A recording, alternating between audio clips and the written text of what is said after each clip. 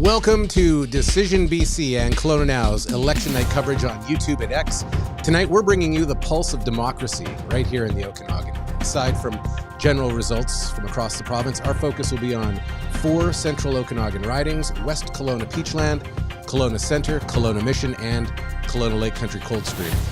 We have a team including Kent Molgad, Steve McNall, Cheyenne Lorraine, Corvin Vasky, and Nick Check on location at various campaign headquarters, looking for reactions to what unfolds this evening. And joining us for expert commentary and insights, your hosts for the night are Jim Check and former BC United MLA Renee Merrifield. This broadcast is brought to you by Check Creative, powering stories that connect and campaigns that matter. And now let's turn it over to our hosts, Jim Check and Renee Merrifield. Welcome. It's Jim Check with KelownaNow, and I have with me esteemed Renee Merrifield. We're going to have a lot of fun tonight. Absolutely. We are going to have a hoot. And we're probably going to fumble a little bit here and there. This is the first time we've done it on KelownaNow. No, do not predict that. It's not going to, no fumbles. No fumbles. There you go.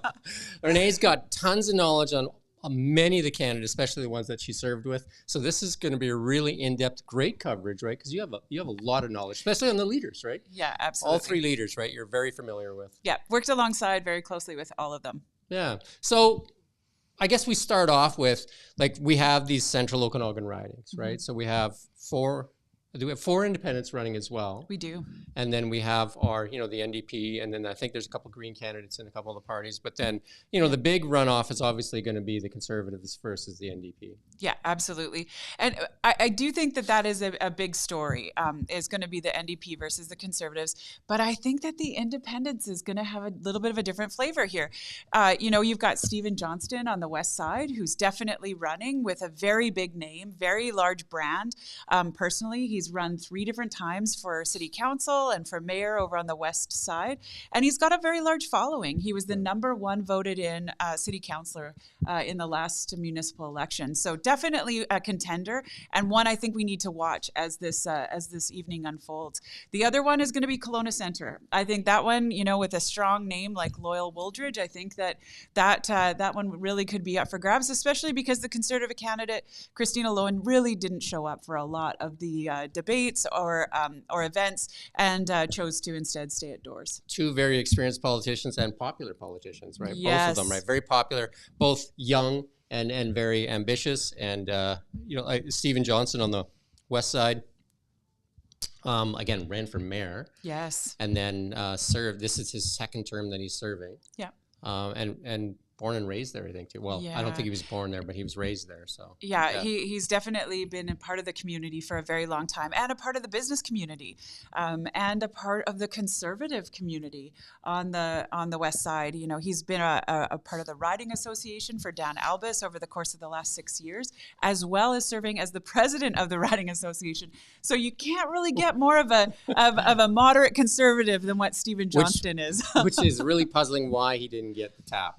You know what? Sometimes it's just about the leader, and in this case, I know that even as we were talking earlier this week, it was a real fumble by John Restad at the 1 yard line. Yeah. And I think you had brought up that Mario Canseco had said, had he actually come forward and done a better job of uniting the right and blending those 2 parties. Exactly. Yeah. That right now we wouldn't even be having this conversation about who's going to win. It would be how badly are the NDP going to lose. Right. And instead, we're having this debate about, candidates like Stephen Johnston. Yeah, so the polling I've seen recently from Main Street shows the Conservatives with an edge. And then I think the polling from Ledger is showing, and I could get this wrong, is showing the NDP with a slight edge. Absolutely. But honestly, if you look at that margin of error that they put right at the bottom there, it's almost the direct, number. But what's interesting is when, 338 polling aggregates all of those numbers, they take a look and then try and predict each of those ridings. And right now they have the NDP edging forward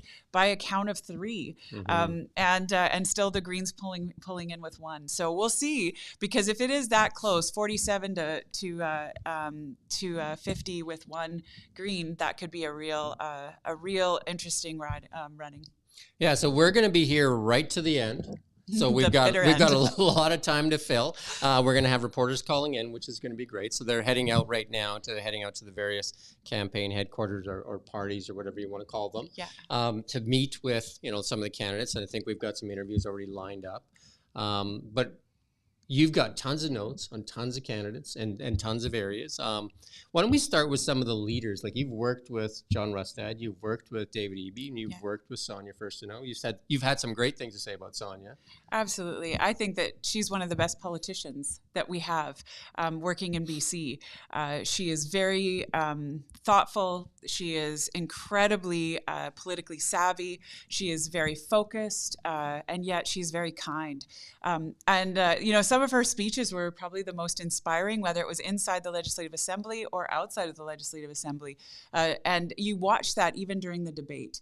As I watched that evening, I thought she won hands down. And you can hear in her voice in the latest interviews that she's been doing that she's clearly struggling with some of either talking a lot or her voice is losing her voice. Yeah, she's losing her voice or illness, right? Yeah. But she is a statesperson and someone that represents the Greens very well.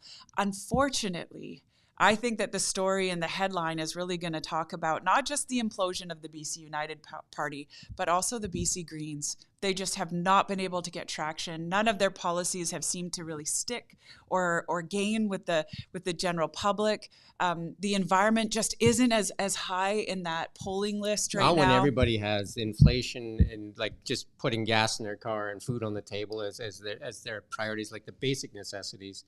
I think that's the priority for most people. 100%. You couldn't be more right. And as those bare necessities become such a bigger priority, the environment is slipping a little bit. And that's really the differentiator for the Greens. You saw that even with the carbon tax, as Eby flip-flopped on that one and completely about-faced, really to the, I cannot even imagine what the environmentalists within the NDP party were doing as he did that.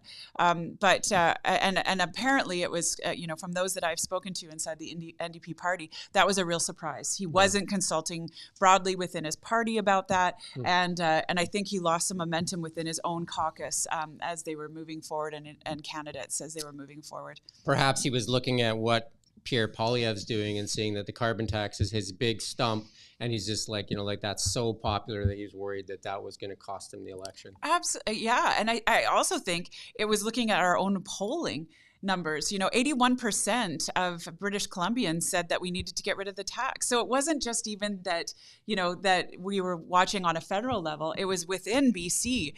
British Columbians are just simply not able to, to afford it any further. Yeah, even I was, when I talked to Sonia Furstenau, she said that she wanted to alter the carbon tax and take it away from the pump and put it on the wellhead. So yeah, except that it doesn't matter where you put it. Yeah. It doesn't matter because ultimately we have one taxpayer, one consumer, and those are going to be those that pay it. Yeah. So, whether you put it higher up the food chain onto the actual businesses and the emitters, or whether you put it lower down on the consumer, either way, they're paying for it. Some credit for the BC United Party, Site C Dam and all that stuff. British Columbia, one of the greenest provinces, one of the greenest places on planet Earth, right? With 98% of the energy coming from like hydro. So why continue to punish British Columbians with a carbon tax when BC is a leader? Absolutely. And the other part about that is that British Got some love there on the screen. I love you too, Linda. But the NDP actually, have systematically given less and less and less back to British Columbians. So not only does BC have its Made in BC carbon tax, but we also are given back the least anywhere across Canada. So that's been statistically proven. It's actually published in the budget every single year. And when I started debating those numbers with the environment minister, it was actually pretty damning. And another reason that the NDP cannot keep using it for just a shameless cash grab and taxation of its citizens. Yeah, I think that most people realize that it's not just the pump where you're paying it, because we live in one of the largest nations in the world. and then we're trucking everything. And obviously, most people, when you get a shipping bill like a company, right on there's going to be freight, and then there's going to be an additional line called carbon tax, right? Absolutely. And then that is added to everything that we ship, right? Yeah.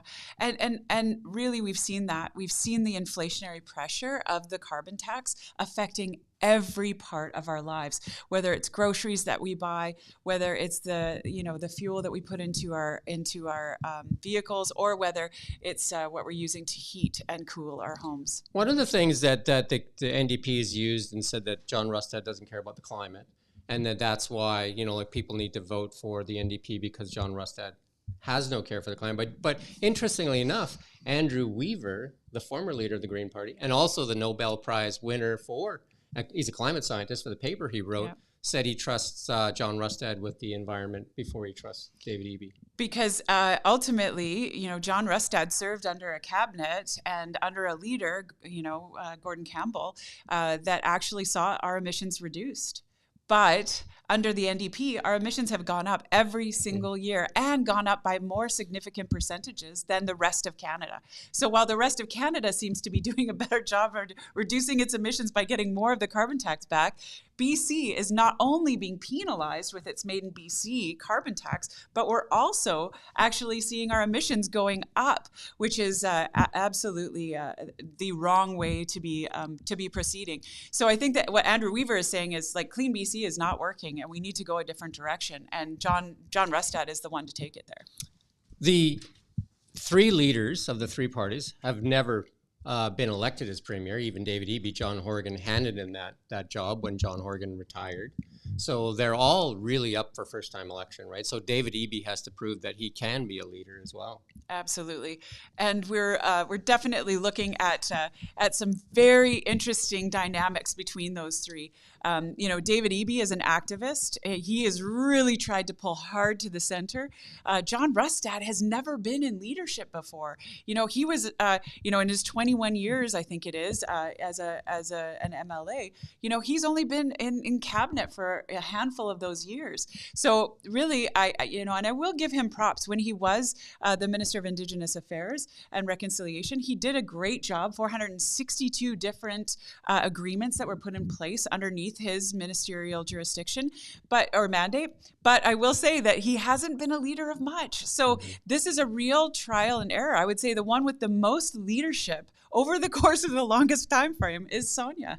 And again, that really showed in the debate. It showed in her question and answer. It showed in her policy. It showed in her diplomatic nature. And I think that, she's a real standout among the leaders. Yeah, I did that interview with her. It was about a 30-minute interview. But then I think when after we finished, I think I talked to her for another hour. I mean, it was a great conversation. She's such an intelligent lady. She absolutely very intelligent, but also very collaborative. Really believes in the democratic process. Really believes that in democracy, the best decisions are made out of consensus, and she lives by that.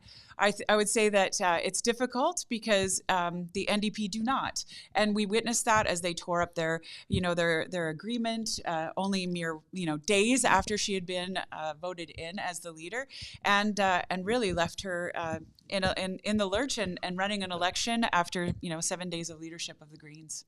Some would argue that the Green Party is not a legitimate party because even if they won all their seats, they can't form government. It's very true, and I was surprised. They had very few of their ridings actually have Green candidates. A lot of them are paper candidates. I recognize some of their names, albeit amazing individuals. They are staffers that are putting their names forward to basically get the votes so that they can get the money. Is that all due to the funding? Like, do you know what I mean? 100%. Like the funding, so that even the amount of candidates they didn't run as many because they just don't have the funding to even get it out there. Absolutely. And then there's also the aspect of recruitment. And when you don't have a large party, when you don't have many MLAs, and Adam Olsen deciding not to run again, I think was a real blow to their planning. He has been a diehard, and he definitely stepped up and is still running their campaign. But that's a really difficult way to try and get attention, traction. And luckily for them, they are an official party, and she is a well-known entity, and she's been given quite a bit of media coverage throughout the campaign, despite not having a large presence. Just as a reminder, we do have comments available, so you can comment on X and on YouTube. I think we're showing the X comments on there. Just try to keep it positive. So we'll be doing this throughout the evening with KelownaNow, with our reporters will be calling in shortly. But it's going to be, I don't think it's going to be that long. You don't think it's going to be long either, right? Results should come in quite quickly. No, and that is just because we're doing it electronically. So I think that with the electronic voting, the same machines that were used in the Alberta election, actually, they were on loan to Alberta. They're going to be used in Saskatchewan as well for the election. So and definitely, their election's right away. Their election is right away as well. Yeah, very, very, very close on the heels of ours.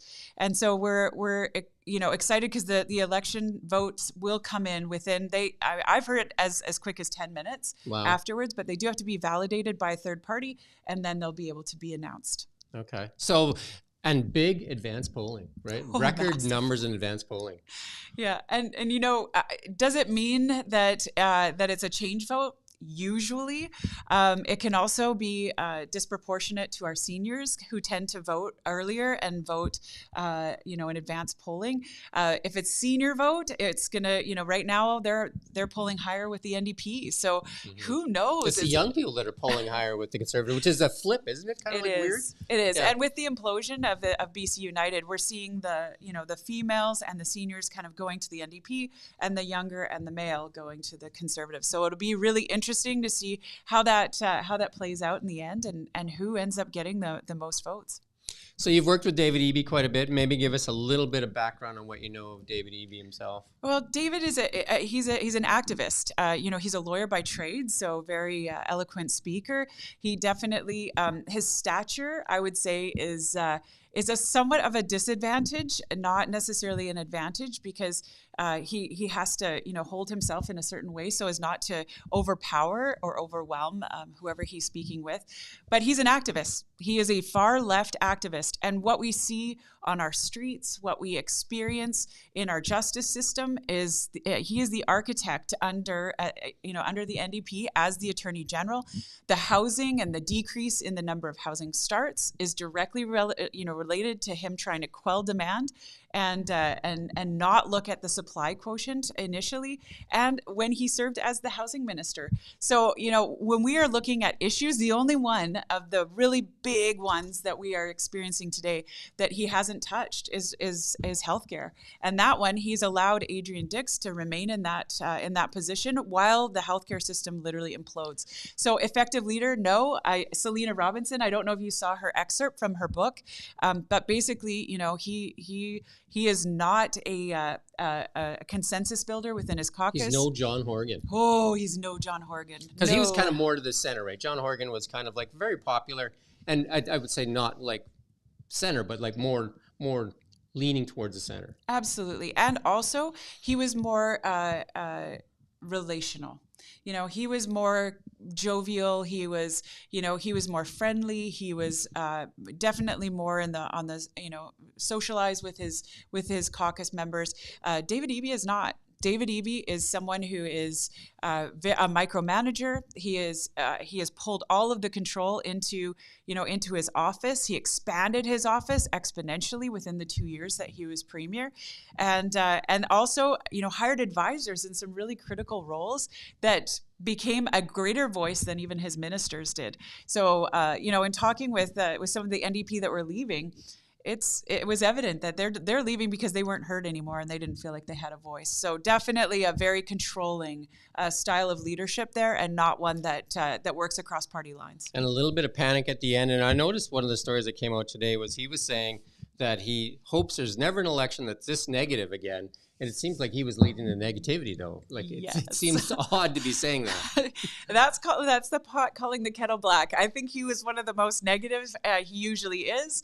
Even his reference to money laundering. And the bags of money, and he's trying to bring up old things that have already been tried, have had whole commissions done that have spanned months, and that basically have said that there was no wrongdoing by the party that was in power, the BC Liberals at the time. So it's like he's trying to conjure up these old issues, and really they did not gain any traction from the population right now at all. It was they're looking for change, and they're like, hey, John Rustad isn't with that party anymore.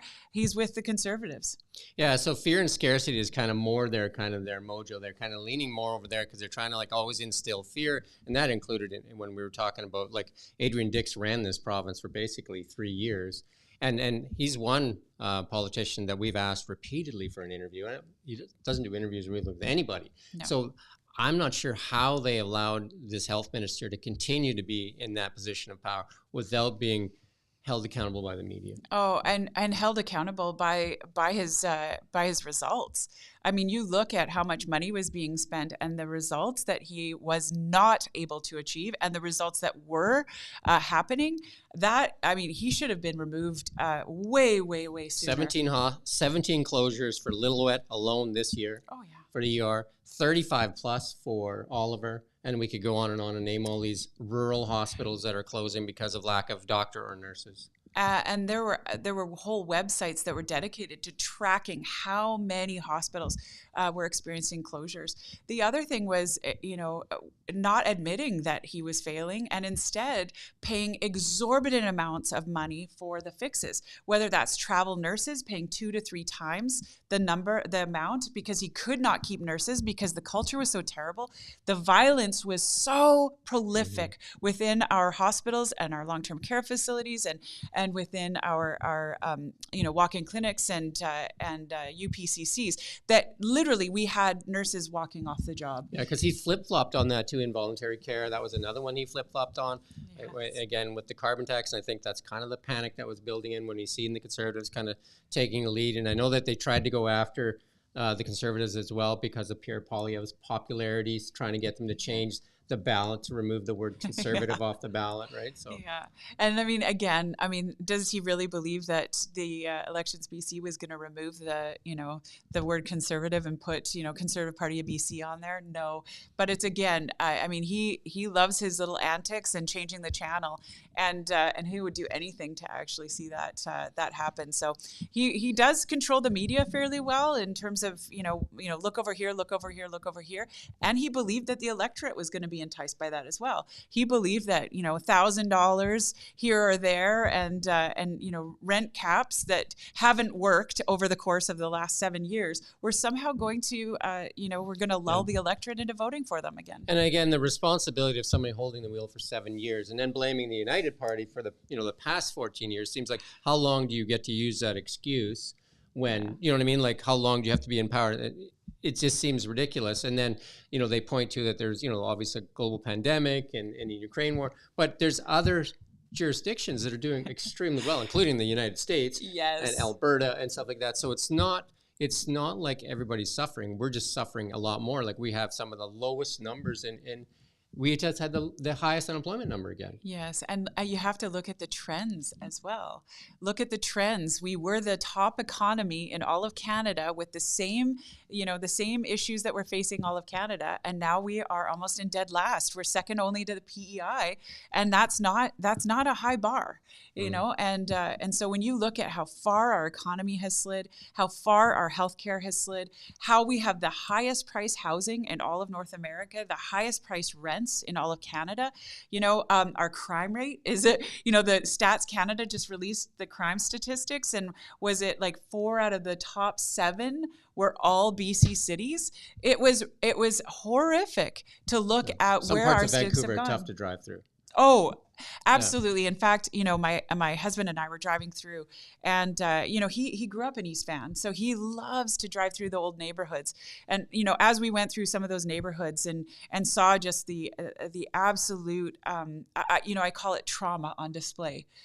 People just literally with their trauma on this horrific display. And my hubby looks at me and he says, "This should be EB's shame.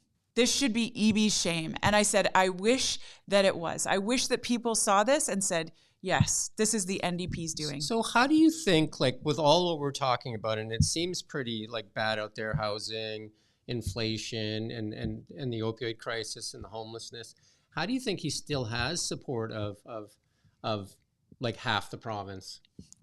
Well, he hands out, $300, $1,000 here or there, but he also has been increasing the rhetoric, to say it's bad everywhere. That's why it's bad here. He plays the blame game, and he's very convincing. They bring out the boogeyman all the time, all right? the time. You know what I mean? Like they make up things that are not even possible in British Columbia. They bring out a lot of the U.S. stuff. I did an interview with one of their MLAs, and they accused Rustad of being Trumpian and stuff like that. So all those people that have dislike for Trump so they can paint all that hate and anger onto John Rustad. Yeah, absolutely. And it'll be interesting how people actually vote.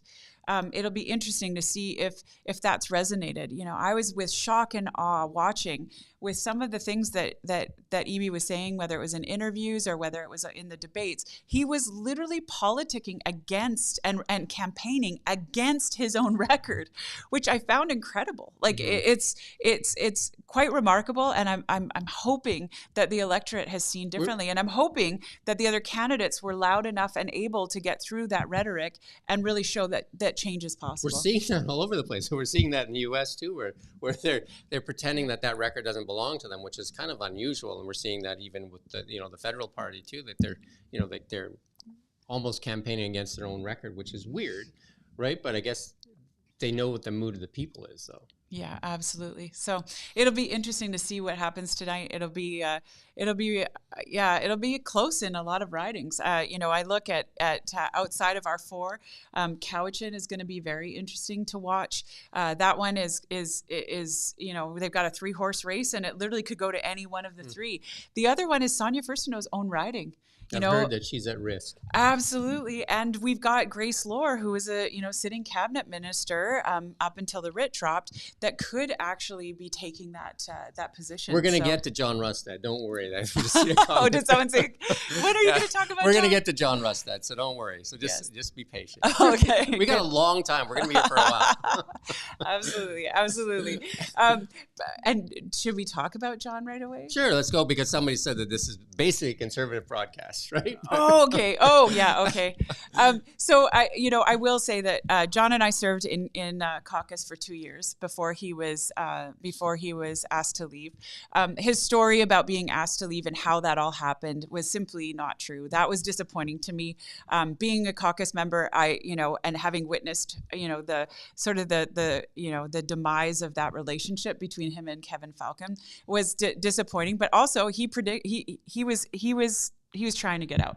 He wanted out. He wanted, just used that. Yeah, it was just an excuse. Absolutely, yeah. Absolutely. But then, also the victim mentality of it was on my birthday, and no, Kevin tried to get a hold of him for 5 days. There were many of us, trying to get a hold of John, and so it, that part of it and part of his story was just not true. But I also think that we've witnessed someone who, sort of by circumstance and by luck, has been thrust into a leadership role, wasn't ready for what that meant, thought that, hey, if I can get a few votes, kind of reinvigorate the party, get a couple more candidates. Get a couple more candidates, absolutely, that'll be great. But when the polls shifted in December, that was a real turning point. And what we've seen is him sort of bumble along and try and get policy out in time and try and figure out what he should say and when. You know, the debate, he was very robotic. He was very choppy. He got challenged on some of his stories because you can't actually say things that aren't true. And that became the story after the debate, rather than, I think, some of his great points. I wish that he had done more with, some of the things that he had said. But for me, I also was looking for who's going to inspire hope. Like right now, people are hurting. People are going through difficult times. And through this whole election, he was just on his heels in a defensive position for the most part, and not really able to get out any story or message of hope or message of change. In fact, one of my youth that I talk to quite often, he said to me, I went to his website, I went to the BC Conservative website, and I can't find anything that they're about other than axe the tax. Like, what happens after that? And he's telling me he's going to save me $10 at the pump, every gas up. But really, what does that matter if Eby's going to give me $1,000 back, So I just don't feel like he resonated. And I feel like he really, towards the end, you could see that they just did not gain from their polling numbers at I think all. they surprised themselves with their popularity, their rise, because they were 3-5% party. Oh, and then, no, 2% party. 2% party, there you go. Yeah. And then all of a sudden, I think the stars aligned for Rustad, and they definitely crossed for Kevin Falcon. Right? Yes. The rebrand, and then just the popularity of what Pierre's been doing across Canada. I think people just think. We've seen some exit interviews where people are just like, "Yeah, we got to get rid of Trudeau," right? So they're thinking that they're voting for. Yeah, we're changing. The Liberals got to go, and it's like, So I think if the BC United would have rebranded as Conservative, we'd be talking about Kevin Falcon today. Absolutely. Or if John had done a better job of like we said at the very beginning, if he had called all of the different candidates together and said, look, not all of you will be able to run, but I need all of you to win. So how can we involve all of you within your ridings? But we're going to choose the very best. We're going to re-vet every candidate. And instead, he's got, candidates that he literally was trying to the voter will decide, and that's not the way to run a campaign. And you didn't see that same lack of discipline from the NDP. You did not see that same lack of discipline from the BC Greens. So, it really is a party issue, and largely because they put up paper candidates that they never anticipated would actually get up and have a chance of winning. And the big knock on the Conservatives, especially locally here, is we had candidates that would not do interviews. They're literally not only will they not do interviews, they won't get in front of the population. Yeah, they won't go to debates.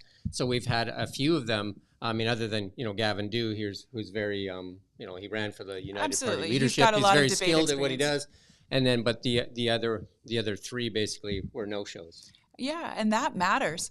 What I will say, having served as an MLA, is that debate is your life when you get there, and nobody's writing your speeches for you. Yeah. You literally are up on your feet, and you are either in question period, or you are debating a bill, or you are debating in committee. And it doesn't matter if you're on the government side or the opposition side. You should be on your feet.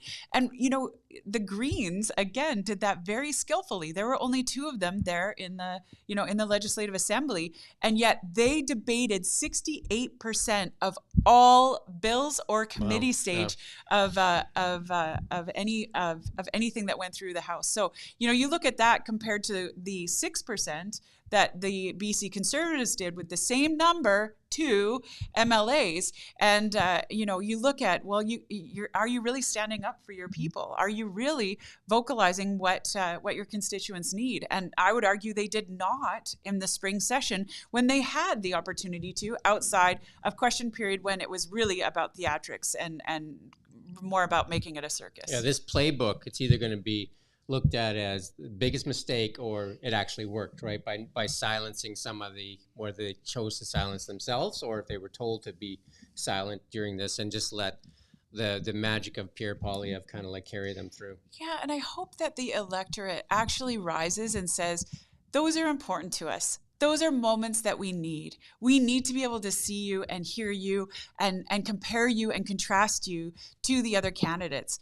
And I hope that next time, kudos to the Kelowna Chamber, who actually, hosted the only forum that I'm aware of with all four candidates invited, or all four candidates from every riding, I should say, invited. But, where was the big public debate? Where was the large forum that was free and that would cover off all sorts of different topics, et cetera? They weren't there. They weren't around. And, on the west side, Crystal Smith didn't show up on the first to the first debate either. Stephen Johnston, huge props. By himself. By himself. How'd that debate go? He won that one. He won that one. Yeah, hands down, he won. Yeah. But he also, you could see, his empathy, his understanding for where his constituents are at. A really nice guy. A really nice family man. Absolutely. And he also has policy. He knows what he wants to fight for his constituents. Talking about the independent candidates, because we have 4 really strong independents, right? So, we do. And if the transition would have been better, they likely would have been candidates for John Rustad instead of, this could be the rebirth of the United Party as well, right? Because there's so much, so many people that had sour feelings from how they were handled, not talked to, like it wasn't even explained to them. No, most of the candidates actually never even received a phone call to understand what was going on. So there was a lot of tumult. At the end of this, there will be a lot of collateral damage. And I think it's unnecessary collateral damage. I think it could have been handled very differently. I think that, had there been stronger leadership on the Conservative Party of BC's side, I think that we would have seen something different happen. And I think that is going to actually resonate for a while, and maybe even haunt them for a while. If they do not win this election, they will have to really look in the mirror and seriously say, wow, we need to look at changing some things and changing them very quickly. Because if you look at healthcare, one of our main concerns in British Columbia, and here you had Dr. Humer that could have been in cabinet, and he could have brought all that experience to cabinet, right? 100%. Whether it's Dr. Michael Humer, whether it's Kevin Kraft that's out, or Pavneet lots Singh. Of experience as well, too. Both of those gentlemen, Pavneet was just not able to continue on and had been so, really injured by the whole process. And then Ashley Ramsey, obviously another really great name in our community, someone who has stood up. Very strong business lady and family lady. Yes, and stood up for our animation sector, has worked for that super cluster for, the last 15 years. The leader in that area, for sure. Yeah. Yes, and then to see that where, just an absolute disregard is quite devastating, And also to see parachute candidates that are not living in their ridings from the BC Conservative Party who are, have not had long-standing success within their communities. No experience. No. And so the electorate today will get to vote, and we'll get to see, is it about party? Is it about person? Is it about just, well, I'm going to put X marks the spot. And, you mentioned Pierre Poilievre and his popularity federally, but also they have the most amount of funding of any political party, I think, in history over the course of the last, his leadership. And they've been spending it. And spending it on media, spending it on publicity. So it's a very hard one to counter with any other name other than Conservative. Yeah. So and a lot of the messaging is very similar for John Rustad. Axe to tax, common sense. Like he's smart enough to just like ride right under the wave, the blue wave, right? Like so, just ride the wave, and it may work out for him because it looks like if there was an election tomorrow, there would be a massive majority for the Conservatives, and the Liberal Party may end up in we don't want to talk too much about that, but they may end up in exile. I was going to say, I think they may end up in third party status, right? Not even. And in the Bloc may be the official opposition. Yes, but that's been a long time, right? That's almost a scary thought. We won't go there. Yeah. But let's try to stay here, right? Yeah, and if John had just and the whole of the Conservative Party of BC, if they had just started maybe by getting attention with the Axe the Tax and, the Conservative C that looks almost identical and the same coloring and the, with the logo and branding. If they had started with that, but then backed it up with some great policy and some things that really resonated with the public, instead they seemed on their heels. They hadn't costed things out.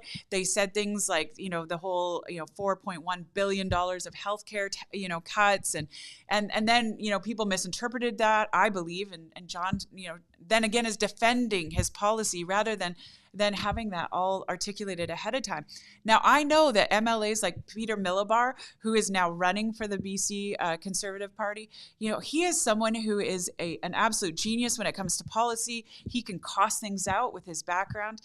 So why wasn't he utilized to a greater extent to actually create some policy that could really resonate with people and they could have had the, off the ground and running. But instead, they just stayed with these kind of same things. And that's, I think, why we saw their polling numbers petering out at the end and not really gaining anything over the course of the last 2 weeks. How many incumbents are running for John right now?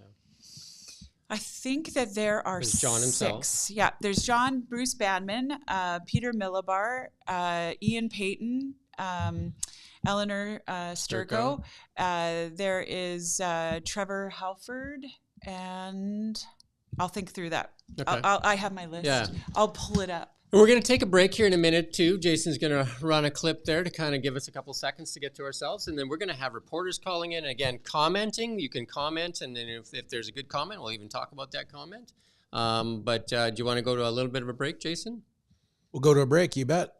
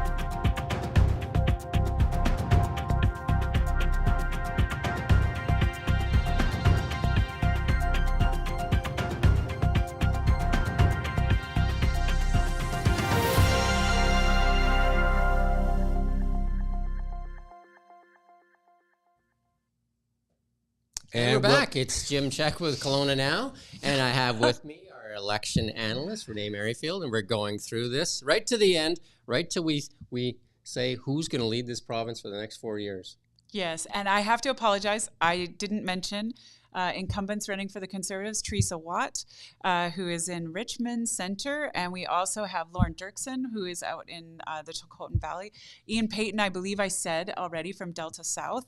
I think he is the only candidate that's out there that's running. I think there may have been a last-minute paper NDPer that was put out there. So he gets almost a lock on that one, right? Almost a lock, yeah, absolutely. So so there's, I think we're sitting at about 9 incumbents that are Conservatives, but we had, they could have had, over 13 more. So that's where the real disappointment is. So if he's asking when results will come down, it'll be after 8. The polls are open till 8 o'clock. So if you haven't voted, you still have a chance to get down to, there's a lot of polling stations, especially in the Kelowna area, central Okanagan. So if you haven't voted, you still have that shot to go out there and vote. And we won't be able to say any results until they close the polls. Correct. But they should come quick.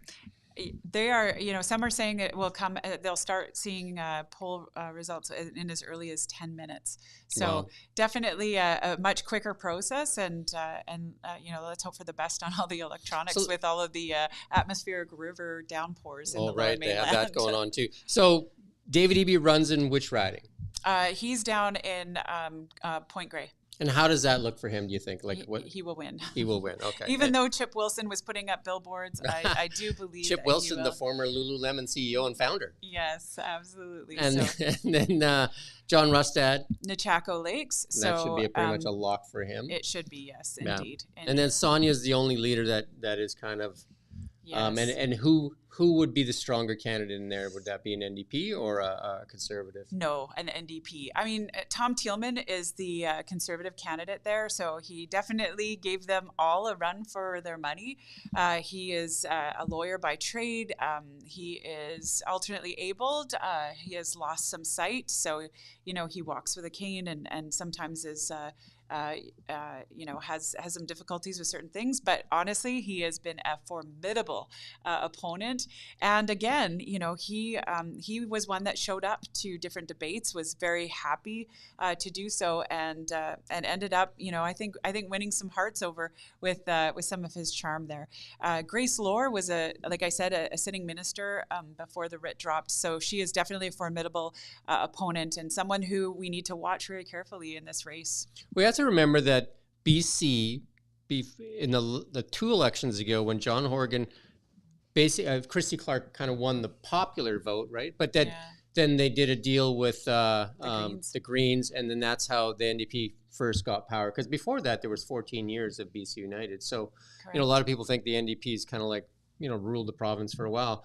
The election that John Horgan kind of was, I guess, what we would say opportunist, when he ran an election during COVID. And, obviously when people are all locked down and stuff like that, and then also threw out that rent credit, that gave them the majority. Yes, correct. So the BC Liberals in 2017 still won the popular vote, still won the majority of MLAs, but couldn't actually fill the seat of Speaker at the same time as have enough MLAs to hold a majority. With the coalition and the cooperative agreement that was signed with the Greens, the NDP were able to do that, and in doing so, had one of the BC Liberals cross the floor at that time, Plecas, MLA Plecas, and from Abbotsford South. So he, Bruce Banman is actually the 3rd MLA from Abbotsford South that crossed the floor to a different party. So do you think Christy Clark at that time should have tried to do a deal to make it work? Oh, they did. Oh, yeah, they did. They tried very hard with Sonia. In fact, Sonia is very open about some of those negotiations, but ultimately the NDP offered a better deal, and so she took that one. I think hindsight being 2020, maybe she would have done things differently, because I think that it didn't end very well, and certainly, and it wasn't her making that decision at the time. It was Andrew Weaver at the time. Oh, there you go. Yes, because that was and they don't seem to see eye to eye that well either, though. Andrew Weaver no. and Sonia Thurston either. No, I mean Andrew Weaver started as a BC Green, went to the NDP, and now has put his weight behind the Conservatives. So I'm not sure who he's he been is. full circle. Yeah, true people, or man of the people. So there you go. Yeah, he's all been over full the map. circle. All over the map. Where do you think the decision, like, I would say a lot of British Columbia outside the Lower Mainland is probably going to be Conservative.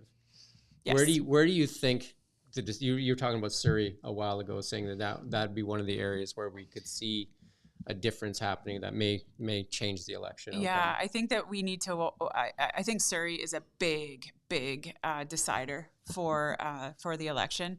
The NDP has a lot of incumbents, running in Surrey. The Conservatives have two, both Trevor Halford and Eleanor Sturco, who were former BC United members. So they have won their elections before. We'll see how it goes for them in this particular one. So that is definitely definitely one that we need to watch, as well as Richmond is another one that predominantly has been held by the BC United in the past, but swung to the NDP over in 2020 and could swing back. You've got Teresa Watt there in Richmond Centre, and whether or not those candidates can hold. You don't have as strong a candidates. You have two backbenchers in Kelly Green and Henry Yao. Those were NDP backbenchers. They didn't have a lot of voice in the House. They weren't ones that were known for moving and shaking. So. Whether or not they'll still resonate with the electorate is yet to be seen. Do we have somebody calling in, Jason? We do. We actually have Pam and Nikki on location right now at a fundraiser event. If you want to. Yeah, just for KelownaNow, they're gonna talk about an event that has nothing to do with the election. But okay. You can put them straight onto the screen without us there, and they'll just share what's going on. Hi guys, it's very loud out here, but this is Pam and Nikki live now. At the Dress for Success, Watch Her Soar Gala. Sorry if we interrupted. Came in a little early. Very important election stuff. Yes, but we're here to explain how wonderful Dress for Success is having this event tonight, raising money for women and non-binary in our community. Amazing. The room is full. The auction's ready to start. They're selling tickets. The silent auction is busy, so it's going to be an incredibly successful event. So good. Okay. Bye. Bye. And we go back to you guys. Hey. Hello, Jason. There you go. KelownaNow is busy all the time, so we're out at our events too. So that was a little break that had nothing to do with the election, but Pam and Nikki do a lot of the Now You Know events, and they were actually out at an event, and they wanted to share that. That's awesome. And what a great cause. Absolutely. Unfortunate timing with election night, but maybe not. Maybe, there's a whole bunch of partiers over there, I'm sure. Sounds like they have a full house. Yeah, who aren't as riveted by political matters such as we are. So you've served 4 years now. You're just coming to the end of it. How do you feel your day now? Like, this is kind of like bittersweet a bit, right? Because this is, it's a change, right? Yeah, it's a huge change for me. Obviously, I have a private sector life that is very full as well. Troika is a company that I founded back 25 years ago, and is one that's really going through a huge growth phase right now. And ultimately was the reason that I decided not to run again. I do look either really smart or super lucky, considering all that has happened with the party that I was privileged to serve. But for me, it wasn't about party. It was all about the people. It was all about the people of Kelowna Mission, and nothing gave me more pride than being able to stand up and speak their voices, tell their stories, and really make sure that their concerns were heard in Victoria, and hopefully make some positive change moving forward. I like to credit some of EB's flip-flopping because that was even before the Conservatives had really taken off. But some of his flip-flopping was largely because the BC United just stayed, dog on a bone about some of those big issues in the House. I was there. You invited me as a guest to the Ledge, and I was there to witness they were trying to do that $1 billion museum, and you guys were really strong on that. And that thing got killed, right? Like, that was like they were going to spend $1 billion plus to renovate the Vancouver Museum. Yeah, basically a museum that didn't need renovations. In fact, they had some preliminary costing done on what was necessary to bring it up to code and seismic upgrades that were necessary, and it was like in the 100 million. And instead, they wanted to do a $1 billion legacy project for John Horgan. Yeah, as to he put his left. name on something, right? So, Yeah. I mean, great guy though, but I Great mean guy. that's a big bill for the taxpayers to eat, right? And really that that is one event, but that identified the BC NDP for so many things. They did a lot of very expensive things that didn't give the taxpayers a lot of benefit, that didn't really stimulate our economy in any way, shape, or form. And instead, instead of focusing on the big infrastructure projects, which is largely what a government should be doing, what infrastructure we need to really draw our economy forward, to move our industry forward, they were focused on these pet projects or focused on these little items that ended up costing a lot of money still and not really resulting in any sort of positive, tangible change. I don't know who's doing project management over there, but I've never seen so many budgets blown and schedules go over time. And really, you can't do that in the private sector, and it shouldn't be allowed in government either. Sounds like Kent's got an interview with Tara Armstrong, and he's sending that in, so we'll have that in a few minutes. So that's good. That'll be the first interview she's done. That will be, actually.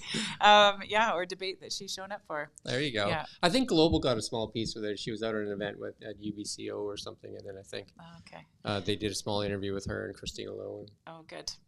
Good. Yeah. It's again, it's unfortunate. My hope is that those candidates, once, if they're successful and if the electorate votes them in, my hope is that they take this very seriously, that they get very educated on issues, on policy, that they start listening to their constituents with a really keen ear, and that they practice, get better at it. Mm-hmm. Make sure that you're able to do the job and the work of being an MLA and representing our community as it should be, loud and proud. I've watched you many times speak in the Ledge, and you're very well spoken, as we can see right now. And it takes practice, though, right? It's not something that you can just kind of go in there and fumble around with, because they'll prey on that weakness. 100%. Anything you say can and will be used against you in the Court of Public Appeal, and the NDP are very skilled at it. So if you misspeak, you will absolutely be able to have that taken and used against you. And really, I mean, every word that you say in the Legislative Assembly is recorded on Hansard and becomes part of history. And the press is waiting for you outside the door. Yeah. Oh yes, are they ever? Are they ever? So it's something that you need to get used to, because you don't get to run away from press when you're in the Legislative Assembly. That press gallery has full reign on the offices, etc., and can make sure that they get those interviews when they need them. Yeah. So, what are the biggest issues do you think that are really going to change this election? We can talk a little bit about some of the issues for people, right? Like, I think like housing or homelessness, they kind of go hand in hand in a way, right? Yeah, yes and no. I separate them a little bit, and here's why. I think housing is a huge issue. The latest, statistics were showing that 44% of those that are aged between 19 and 34 are not in satisfactory housing situations. That's like, I still live in my parents' basement, or I'm sharing my housing accommodation with strangers. 4 people. So, yeah, exactly, or 4 people.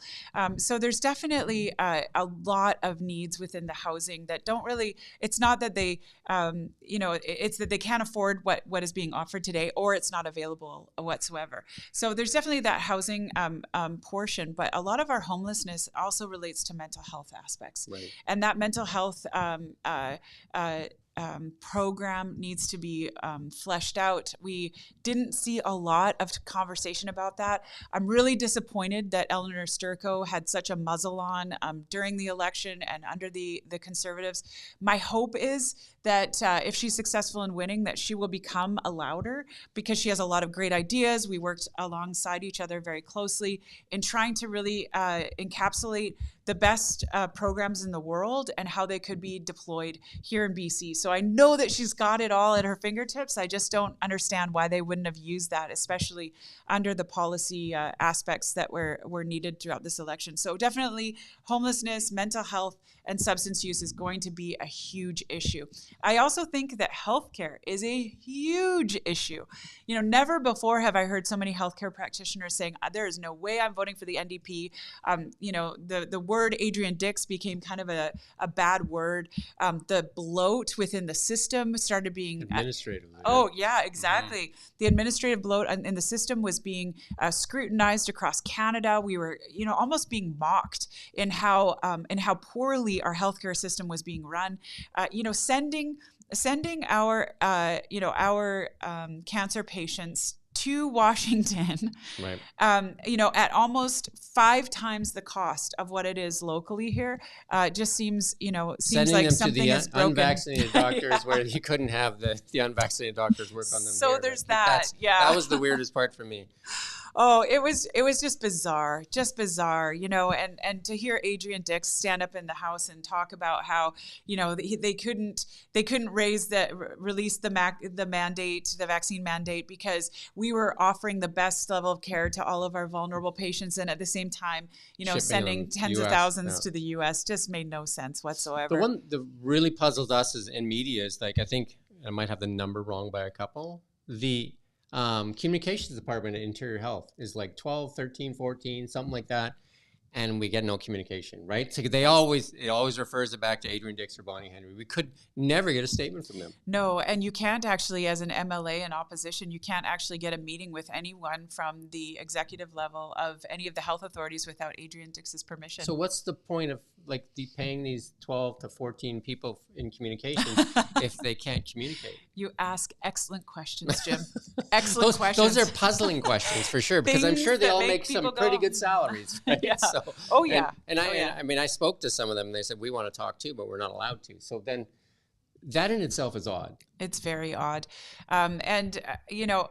You look across BC, the healthcare system, there is nothing that is working. Yes, you spoke of the rural and remote issues that we've got with the hospital closures and the lack of frontline staff in all of these different areas.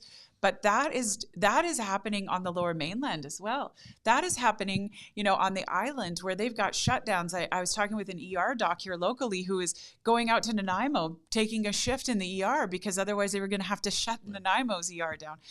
Peace Arch Hospital was shutting and closing, their ER. Yeah. These are the Surrey big doctors hospitals. said that they wanted a change in leadership. Oh, absolutely. There's a letter from them. Yeah. It's kind of like a little dystopian, when you think about that, these communications people that won't communicate. Jim's still on communication people. But if you think about it in the business world, we want to talk to the frontline people, right? Because that's where the information is. When they're dealing with our customers, we want to talk to them. But it seems like in the government world, nobody's allowed to talk, right? Only the top's allowed to talk, but not the people in the front lines. Yes. Why do we silence them in there? And in business, we encourage them to speak. Well, what I would say is that, I think that communications people, from your perspective, is like external communications. I think that a lot of what the communications people do are craft the internal communications so that if they ever get leaked or if anything ever happens, that there's protection there and that there's safety. I mean, I think about the memos that were leaked about how those that were addicted or those with addictions actually had to be accommodated within the healthcare system, whether that was keeping their knives, anything that was 4 inches long or less, or whether that was how their drugs had to be administered, or the fact that they could go and get their drugs from their dealers, and that their dealers had to have permission to come into their hospitals. And then on the other hand, we're seeing that that the nurses are starting to go public on how much violence that they're experiencing. 84% of all nurses in the last 3 months have experienced some level of violence. So you look at these statistics, and comms departments are literally crisis control, and controlling every word, every voice, every statistic that's going outside of that hospital. And some of them, I know some of the communications people that are inside of the healthcare ministry and Interior Health really very well, and they are frustrated because they do feel like there should be a better job of communicating externally. But if you want to define a micromanager, look no further than Adrian Dix. We reached out and asked for numbers of doctors and nurses over the years, like the 2021, 22, 23, 24. No response. So then we reached out to the United Party. We thought, well, we'll get them from there. And they're just like, we can't get them. No. If you can get them, can you share them with us? I'm just like, what? Totally. And that was exactly what we would have said. In fact, our health critic, who is Shirley Bond, she in estimates debate probably for hours tried to nail Dix down on some numbers, and he just goes around and around with gobbledygook and doesn't answer. It's odd that they would hide those numbers, though, right? It is. That seems weird. Jason, do you have something there you want to show us? Or? Yeah, we have Kent on location with his report now. Sure. Fantastic. Okay, we'll move to that then. And we're joined by Tara Armstrong here at your campaign. I guess your election night headquarters here. It is. It's all well stocked. You got food. You got balloons. It looks pretty festive. Yes, it's great. It's wonderful to be here. It's actually so amazing to have my group of people here. My biggest supporters, my steadfast volunteers. It's amazing. Right. And there's a real air of positivity here. I guess you are the front runner, right? Likely. Well, you know what? They tell me that, but I don't think anything is a given, and I certainly have worked hard, but hey, there's still time. Right. It has been a very strange campaign, hasn't it? Where there was this BC United Party and then there wasn't. What was it like going through that as a candidate? Well, it was different. It was obviously something that, we didn't necessarily anticipate. We didn't know how it would go. But, I'm very lucky because at the end of it all, I had the support and the encouragement from the BC United candidate, Pavneet Singh. So, you know what? It was challenging, but it was also very good that he ended up supporting me and my campaign in the end. Right. Okay. As for the campaign, I must say it was a bit frustrating. We never did get you, right? Hey, but you got me now, I got you now. No, okay, this is what I wanted to ask you. Now that we're through all that, and you're quite likely to be our MLA, are we going to be able to talk to you more than we did, say, during the campaign? Well, look, we'll see how this all plays out, because for me, the most important thing was really getting out and talking to my constituents. It was super important that I was able to be available to them on their doorsteps. And for me and how I feel about this is I'm going to be an MLA for the people and for my constituents. Right. And certainly I will talk to media when my time allows, and I have time tonight to do that, Ken. That's fantastic. Yeah. So, all right, well, we've got a few riders to look at. I appreciate this. Best of luck, and maybe we'll see you a little bit later on. Sounds great. Thanks, Ken.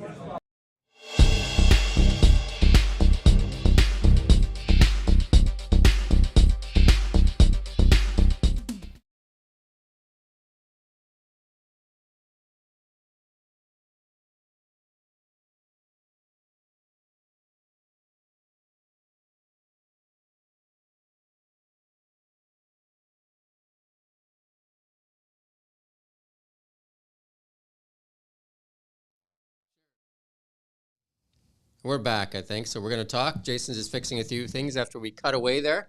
You can see that we're on a green screen, right? Absolutely. That we were not actually in front of beautiful daytime.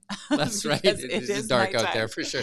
Yeah. And there's Kent Mulgat that was out there, and he got an interview with Tara Armstrong, the elusive Tara Armstrong. There you go. There's our nighttime shot. Jason was just changing the background for us. So there you go. Tara Armstrong. Yeah. The first we've heard out of her on KelownaNow for sure. I think Global got a small interview with her. Yeah. I mean, most of the Conservative candidates have been very elusive to the media, to any events, to the public in general, other than, what they say they're doing at the doors. I trust that they are. And I know from some of the campaign teams that have been working with them, they have been at the doors to some extent. But what I will say is that it's been very difficult to really understand what the Conservatives are about, what they want to see for the future, and what they're standing for. So let's hope that it's enough for them, with just the likeness to the federal Conservatives and the desire for change from the NDP. Maybe we should just get rid of the provincial Conservatives and just have the federal run us. Well, I mean, that's definitely something that the NDP is truly part of the federal party. They are. They belong to that party, don't they? Yeah, they are all one. So it does happen in certain situations. I think the Liberals had at one time some affiliations as well with certain parties inside of provincial government. BC Liberals were kind of part of the Liberals. They were never part of it. Oh, okay. No, just the name, right? just the name only, And that's, I guess, why Kevin and you guys wanted to shed that name because of the unpopularity of the Liberal name. Yeah, most definitely. I would say that also it's not really about the popularity of the name as much as it was it no longer meant what the party was about. When the party started, it was that like Heart on the left and Pocketbook on the right, and what was happening was an affiliation with an ideology that was much farther left than what most people were comfortable with, that were more in the center. You liking this darker frame, anybody, or Jason? Yeah, please comment. Yeah, It is changeable. It is changeable. There you go. it's all good. Well, it is. That's what it looks like out there right now, too, right? So Kelowna, that's the backdrop there. We're in the landmark district, high atop here. So looking down over this beautiful city of ours. Indeed. And we do have, like the 4 ridings that we're going to talk about mainly, and that's the Kelowna Mission one, which you were a big part of, and then Kelowna Center, the new riding, and then West Kelowna Peachland, and then it's Lake Country Vernon Coldstream, isn't it? Yeah, it's actually Kelowna Lake Country Coldstream. Oh, so it's Kelowna. Okay. Yeah. So so it's a big riding. A very big riding. Population-wise, about the same, but it's just a large riding, right? Yeah, when the Electoral That's Joe Rich too, isn't it? That goes up there too, right? Actually, it's Joe Rich is split between Kelowna Mission and Kelowna Lake Country Coldstream. So I get those people are probably wondering where they vote, right? There's a lot of confusion. And Big White has been petitioning to be a part of the Kelowna Mission riding for years and years. The boundary country? Is that where they? Yeah, boundaries so of Milkameen. They have a ways to go. I imagine there's places to vote. Well, and MLA Rolly Russell, the incumbent there that is running again tonight, he has never been to Big White, not in the 4 years that he was representing them, and never before in his life. So, I don't know as though they're represented super well when it comes to their MLA, but definitely we would always receive their phone calls and do whatever we could. So let's talk a little bit about Kelowna Mission for a while. What are some of the issues that I guess you championed while you were there, and what are some of the issues you think need to be championed? Well, Kelowna Mission, there's a lot of business owners. We have a large contingency of families, so definitely have a lot of the schools and the pressures that are found within schools. You look at the high schools that are in the riding. You got OKM and KSS. I mean, KSS is bursting at the seams, so there's a lot of that's one of the main high schools here. Yeah, a lot of communication about the schools, but there's also we have everything from farming to big agricultural in that area. Yeah, too, to businesses in the South Pandosy business sector, and then business owners within the community. But we also have the hospital. So there's a large contingency of healthcare workers, of whether it's the doctors and physicians or whether it's the nurses and those that work. Such an important hospital because it's not just Kelowna. That hospital is a regional hospital, right? So it actually is a regional hospital for a very large. What areas does it serve? A lot, right? It's the whole of the interior. Yeah. So when we have one of the few cardiac centers, we have the one of the few cancer centers, which you hear about from Kamloops all the time. So someone who is sick and is diagnosed with cancer in Cranbrook is oftentimes coming to Kelowna for cancer care. That's a long trek, and so there's a lot of different pressures that get put onto the region. The other industry is tourism. We have a lot of tourism in the Kelowna Mission area, and a lot of tourism pressures when that's with that. One of the big factors on tourism is obviously wildfires too, right? Like wildfires is the fact that we kind of got that nickname out there, Okanagan and different things. Wildfires has hurt tourism. Wildfires has hurt we've lost homes, and it obviously affects quality of life and air quality and all that stuff. I've done a ton of interviews on forestry. Like a ton, and interviewing Kevin Falcon and John Rustad, both saying it's shambles and tragic. And even when I interviewed David Eby, he said that we need to do a lot more. How did forestry get to be so bad? Like the second largest industry in the province with tens of thousands of jobs lost. Yeah, I would say that there was a lot of environmental pressure put on the forestry industry. And that environmental pressure became, I guess, more easily seen. You see, like the old growth forests and that whole aspect. There were a few reports that were done under the NDP tenure that, have been called into contest, whether or not the accuracy is all together there. The Indigenous aspects of reconciliation definitely factored in to, tenure being turned over to the Indigenous, at the expense of some of the longstanding forestry companies that were out there. I think, kudos to the forestry companies who have done a lot of work on working with the Indigenous nations and really working through that economic reconciliation. But ultimately, it's just too expensive, and there is no plan Highest forward. stumpage in North America. Yeah, so they take away all of these aspects and they complicate it, with everything, and then literally the NDP gave no plan forward, and so what do companies do? I spoke with one of the family-owned companies here locally, and they just said, yeah, we've spent billions of dollars outside of BC's borders, and that's evidenced by the numbers. We see those companies that are still very big moving out into other jurisdictions and away from one BC. of the largest companies, forestry companies, born in BC, basically saying it doesn't want to do business in BC. He's closed mills and has also stopped their planned investment in Houston. Yeah, and we saw that across the board with industry. I mean, the VP of Pembina came out and was doing a panel discussion at the BC Business Council Summit.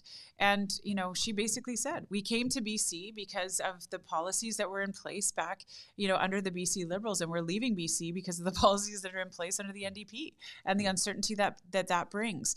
Companies make investments for decades, and when they can't see the clear path forward, they'll leave. Forestry companies are willing to play within the rules, but they just don't even know. And right now the rules are changing so fast. And aren't they integral though? If we want to reduce the impact of wildfires, where we have younger forests, where they manage the forest more, and they're saying they're not even being invited to the table to talk about that. Oh yeah, I mean that's just one of the aspects of change that's needed. I mean, we burned 5 times what the annual cut block is in the forest fires of last year.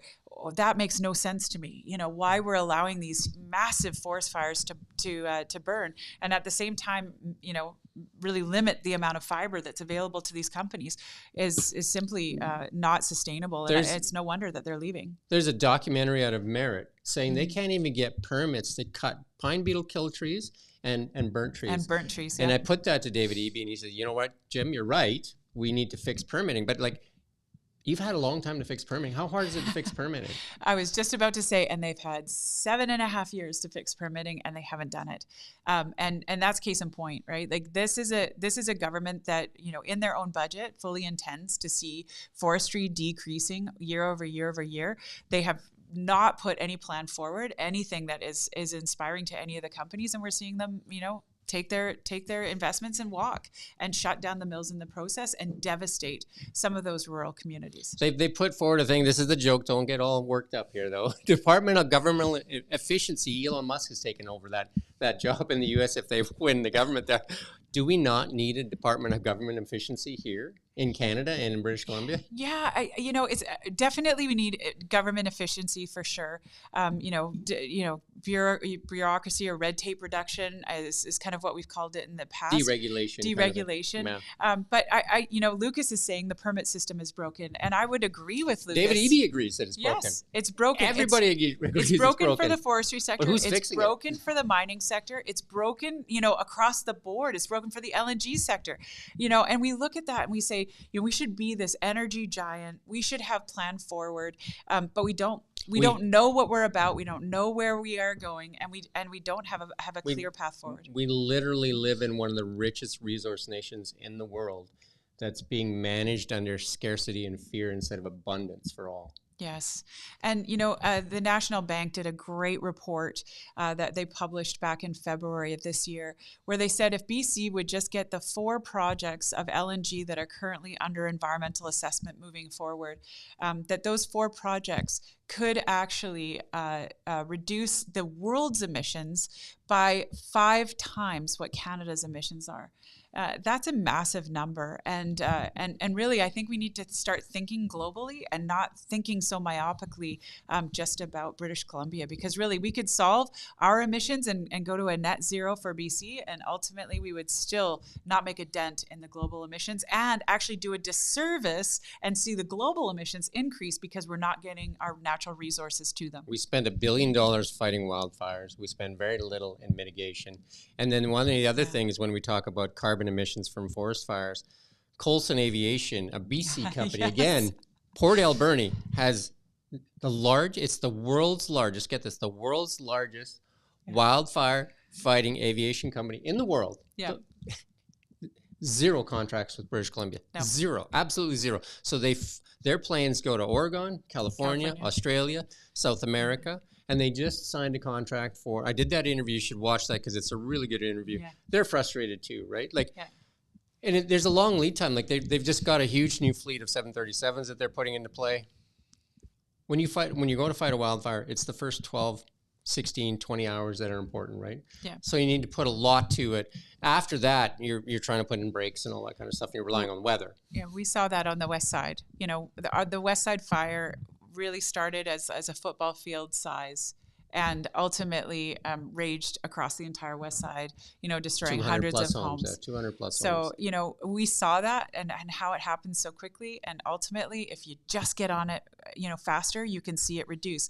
And California is doing a great job of that. They've got this SWAT team that literally is deployed within hours of detection.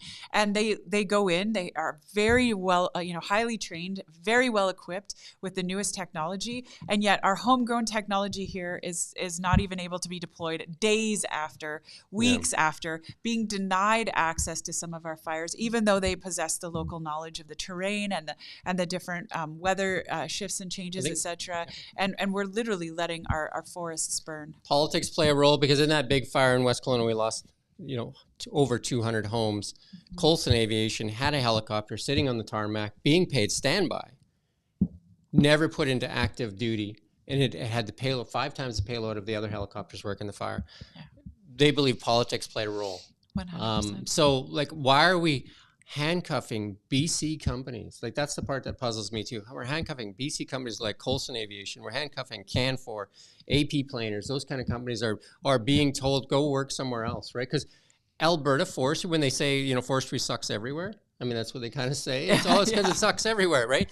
Not in Alberta. No. It's booming in Alberta, right? Yeah. They got the same trees, by the way, right? The border does not know between which the tree does not grow differently on either side of that border. No, and you are correct.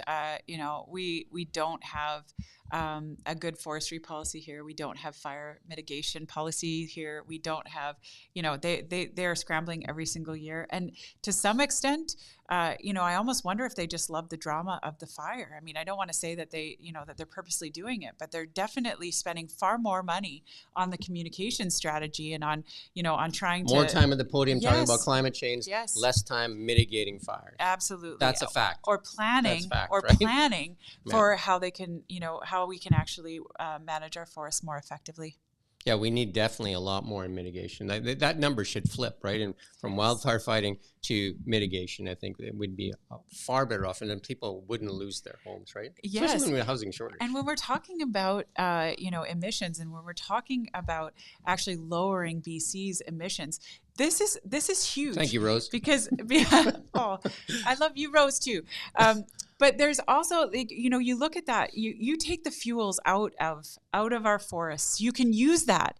It is not, energy. Exactly. Right now we're burning it, which makes no sense to me. You know, that's where government should be spending its money, should be, you know, deploying companies and retooling companies that maybe were previously, exactly, to make other aspects that can be utilized in our energy, in our district energy systems. Many of our mills have the capacity to actually utilize a lot of that wastage, but right now they can't and they won't do it because it's not worthwhile to them, because they can't even sell it back into the grid at a price that warrants it. I did do an interview with Brenda Bailey as well, the Jobs and Innovation Minister, and asked about forestry, because if you look at their jobs plan, forestry doesn't really get mentioned, right? They talk about value-added products, but my argument back to her was like, are not sawmills value-added? Because that's the finished product that goes and builds a wall and builds roofs and you build homes with it. And she's like, yes, you're right. But then, so why don't we value sawmills in British Columbia? Well, I think that, you know, there was definitely a need for modernization of some of our forestry practices. That call was probably, you know, being done throughout like 2012, 2013. You know, a caucus member of mine was really on that charge. Mike Morris, who's from Prince George Mackenzie and retired, and now Kyle Giddens is actually running in that riding. But what we needed to do was change the plan and change the trajectory, and that was just simply, you know, not done. And the NDP's answer was just shut it all down. Well, in shutting it all down, now we've got forests that are overgrown. You know, 7 years later, we're seeing the effects of some of those policies, and in doing so, we're not seeing our forests managed in an appropriate way, or in a way that actually moves our economy forward. Look at that. There's a nice comment for you. That's awesome. We don't have 25 people in the background telling us what to say. We got Jason trying to get the green screen going here. So, like, honestly, thank you guys so much. Somebody did put up a comment that said, you know, like, spending time on forests doesn't fix climate change, but it actually does, because it reduces the carbon footprint, right? Yeah. So carbon is what they're saying is what causes climate change. So by reducing the carbon emissions, you would actually be fighting climate change. Yeah, and I mean, the forests are a huge carbon sink. They actually, you know, need it to grow. So the more that we actually give it to regenerate, et cetera, it's very positive. And when it burns, you know, all of those emissions that you just talked of is that hurts our lungs, that hurts our eyes, that fills our atmosphere. And we have one atmosphere in this world. Mm-hmm. So a forest fire here that, you know, emits 4 times what our yearly emissions are in BC is forever. And then for us in the Okanagan, even worse, because that blanket sits on top of us, and when it doesn't even matter if the smoke's here, could be coming from Oregon, Washington. The smoke comes into the valley and just sits on top of us. Yeah, and a big shout out. You know, I mentioned the West Side fire. Big shout out to all of our firefighters. Jason really, Brolin and the guys over there, right? Absolutely. I mean, they literally were the ones. You know, Darren Lee from Lake Country as well. They got lost really a lot hard of homes hit. too, right? Yeah. A lot of the firefighters lost their own homes. Yeah, and they were still fighting. So, you know, a big shout out to them, because once it got to the structural aspects, they were able to deploy much more effectively than what the BC Wildfire Service is able to do, just because they are not equipped well. They are not, you know, using the best of technology and the highest and the largest airplanes, et cetera. So, you know, we don't even have helicopters that have night vision. And that was a big game changer for the state of California when, you know, when companies that are BC bred actually brought night vision helicopters down, because at night they can fight them more effectively, because that's when they're cooler and that's when you can make greater headway on them. I just did an interview with I don't know if that interview's up yet. I did it with a guy that works for Kootrack out of Kootenay. So they sell unique firefighting equipment. They say they can't sell anything in BC either, so they're selling in Oregon and selling in Washington and stuff like that. So it's again, it seems odd. Yeah. British Columbia doesn't want to seem to support British Columbia companies. Yeah, my heart. I mean, we saw it over and over again, even through the pandemic. We saw massive government spending, not to BC companies, makes no sense at all. But ultimately, we need to support our companies here, and they're dying a death of 1,000 cuts. We were talking about issues earlier, whether it's housing or healthcare. I mean, business and economy is another one. The small businesses are taking on the chin. They're seeing their overhead rise. Countless taxes that have been introduced, like in the past 7 years. I mean, we could go through the long list of taxes that were introduced, including the employer health tax. Yeah. And like a whole bunch of different things that were introduced on businesses. Like even when during COVID they said, like we had a sick policy, and I'm sure you did too, but they said that every company needs to have a sick policy, and then the government was helping with that and kind of like half paying it or whatever. But then when they came out and said, hey, we're going to give everybody five sick days a year, and the businesses are going to pay for it. But they stood at the podium and said, look what we did. Yeah. And the businesses are just like, I know I talked to some of the restaurateurs where, like there's restaurant staff that work in 6 or 7 restaurants to kind of get enough shifts, and they were getting 5, in each of those restaurants. And then they were, obviously those people are starting to have a tough time with that, right? Yeah, absolutely. I looked at the overhead of my private sector troika, and we looked at just the cost burden per employee, and it's gone up by 10% per employee over the course of the last 7 years. So the burden is massive. For every $1 that you spend for a person's salary, you're spending another 28 cents on the burden. People don't realize that is that like from the federal and the provincial side of it, right? CPP and EI plus then benefits and then the employer health tax and they just keeps adding, right? Days and 5 sick days, and all those things, 2 right? extra stats. They just keep adding. But businesses just like like most businesses in British Columbia are not Google and Facebook, right? They're not making money hand over fist, right? And a lot of the employees are really asking for more money to meet the cost of living. But a lot of the companies are trying to, like when they try to bill somebody, they're just saying, well, we're having a tough time. You know what I mean? It's really hard to pass those costs on. So it's really getting tough, right? Yeah.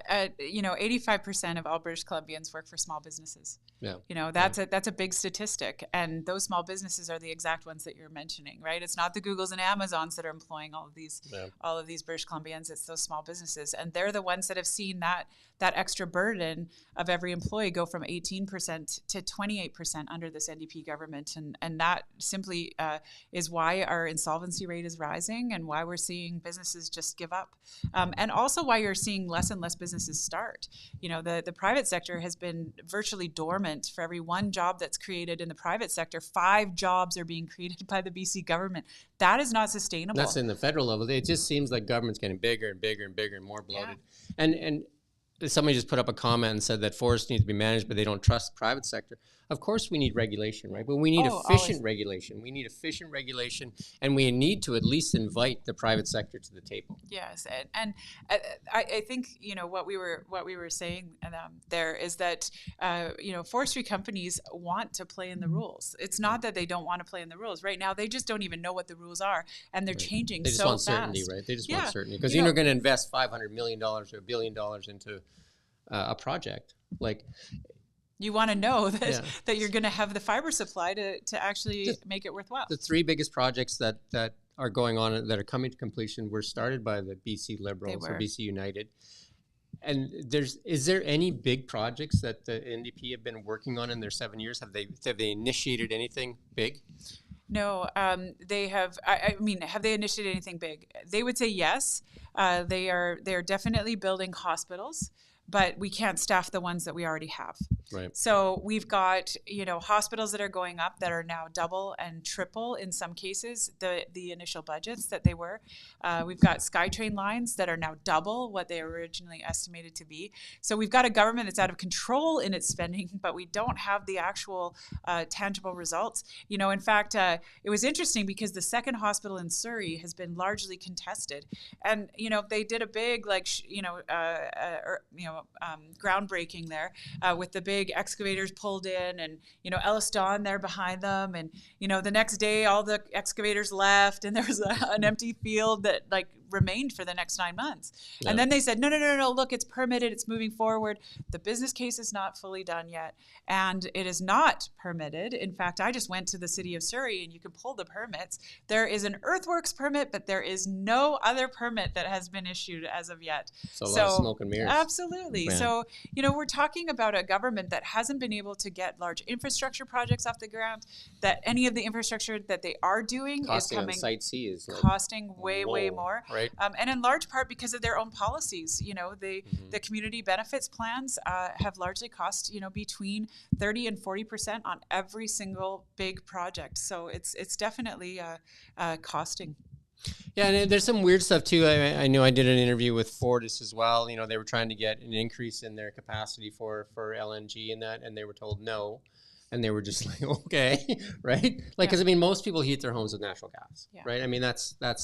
That's a cheap form of energy for most people. Yeah, and Fortis also did a planning exercise and presented it to the government about a year ago that said, this is how much it's going to actually cost us to electrify based on your electrification goals. And that electrification cost was, $3.4 billion for the city of Kelowna. That is not for a large region. That is for just the city of Kelowna.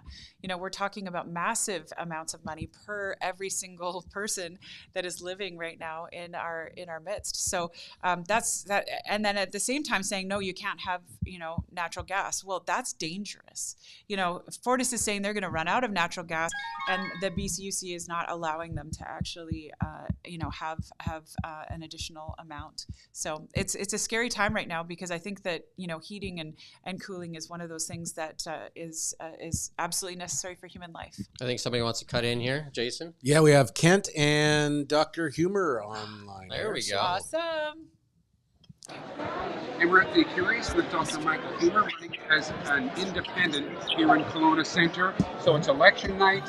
After all that work, all that door knocking, how does it feel to be here and now? It feels fantastic. We did everything we could. We left it all out there. We ran a great campaign, and tonight we're having a big celebration. Here's Ashley coming over here to say hi to us. Hey, Ashley, you're getting your turn in a minute. All right. Oh, it's okay. Snuggle right in there if you like. Okay. It's always about crashing, So it was great. Yeah. So the person who just joined us is Ashley Ramsey, the independent running in Kelowna Mission. Both of you guys went through a very strange process over the last few months, you're BC United, and then all of a sudden that shrivels up, and then what are you? The phone doesn't ring. You know what we are? We're better for it. Yeah. The relationships we've had, the people that have come forward to work with us and help us and support us, I feel so dedicatedly that we're doing the right thing. Right. So democracy, right? Yeah, we're exhausted. My feet are taped up now from the amount of door knocking we're doing. Yeah. Blisters. Yeah. But they didn't. Time ran out. The election's here, but we're really excited about the effort we made. Right. And we're looking forward to the results tonight. So what? You're plugged in. What do you think we're going to see provincially when the votes are counted? Wow. Half and half, and a bunch in the middle. So I'll give you my feedback from 6:30 last night out in Kelowna Centre. People are extremely, and I guess I'm discouraged and disappointed that John Rustad lost the ability to bring that coalition together to hopefully defeat the NDP. I don't know what's going to happen, but I know that it's anyone's guess. So actually, speak loud. We don't have a microphone here. We're just talking into the phone here. But what's your sense? I mean, you're in the mission. A lot of people here conservative, and Yeah, well, we know that the riding is federally conservative, but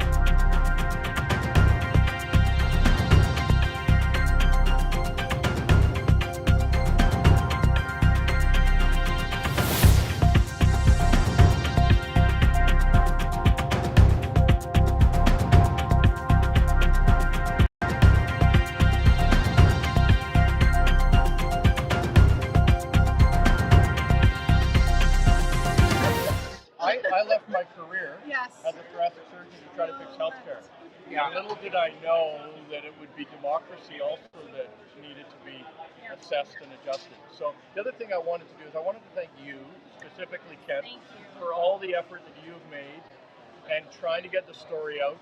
And we've tried to be as responsive as possible, and you've really, I think, led the way Yeah, I in would trying to get the stories told. So thank you very much. Thank you to the whole team at Kelowna for your extensive coverage of all of the issues. Right. And making sure that the real issues were out there. Yeah, in an unbiased way. Well, thank you so much for that. It's been a difficult few months for journalists. There's a lot of candidates that, we feel that we need to introduce to people, at least. Sure. And they haven't made that possible for us in some cases. So well, we had to beg for interviews with Global. We finally got an interview last week. Yep. It's been really hard to get press, and they really started to hone in on the three parties. And even tonight, you'll see on the screen, there's only 3 parties listed in the results, and so we've decided to put up a sticky note with an eye on it. They didn't put in. But Ken, maybe the struggles you had are not dissimilar to what people are saying. They want voice. They want to be heard. They don't want it on the extremes. So keep doing what you're doing, because I absolutely believe that we have to have these conversations together, because most of us are actually more similar than we think. And we need to continue to continue to do what you were doing, trying to get the stories out.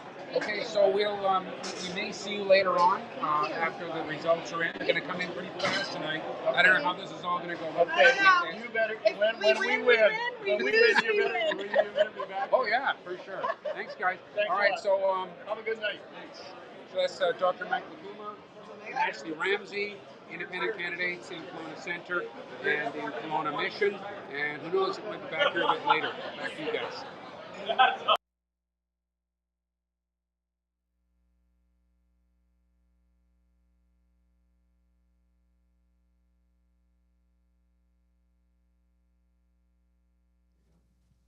We're back. Well, Jason's back anyway. There you go. There's Jim and Renee. Yeah. And we look pretty dapper, though. Absolutely. And you know what? Just FYI, we did not coordinate the black and maroon. So, just and totally I'm usually the mind-numbing. hat boy, right? People call me the hat boy. And I usually just wear a hat and whatever. It's kind of, Kelowna Now is more of a laid-back kind of news outlet. Right?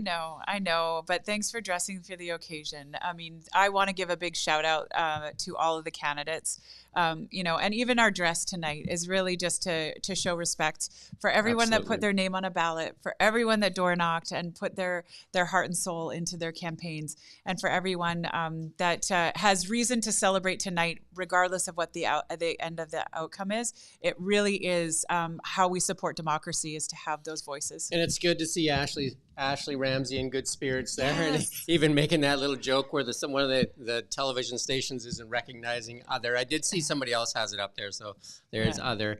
And then they're putting a little sticky up there just to show that they matter as well, right? So I mean, of course, those 4 candidates in our ridings here are very much a big fabric of our community. They are. And their story is not finished.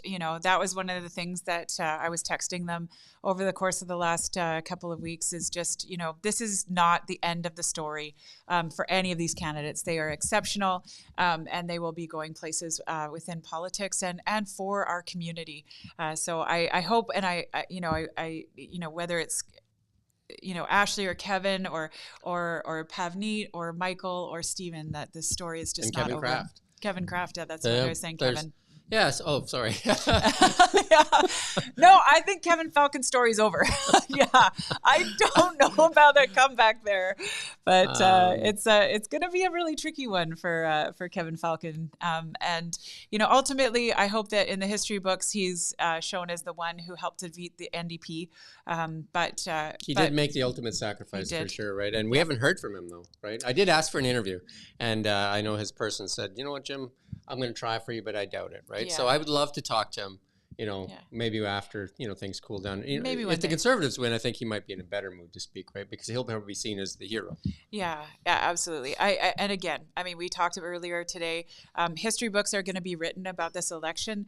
Yeah, I was listening to the radio on my way on my drive here, and CTV was commenting about this is historical in that they have never before in history seen a party basically collapse its campaign 6 weeks out of an election.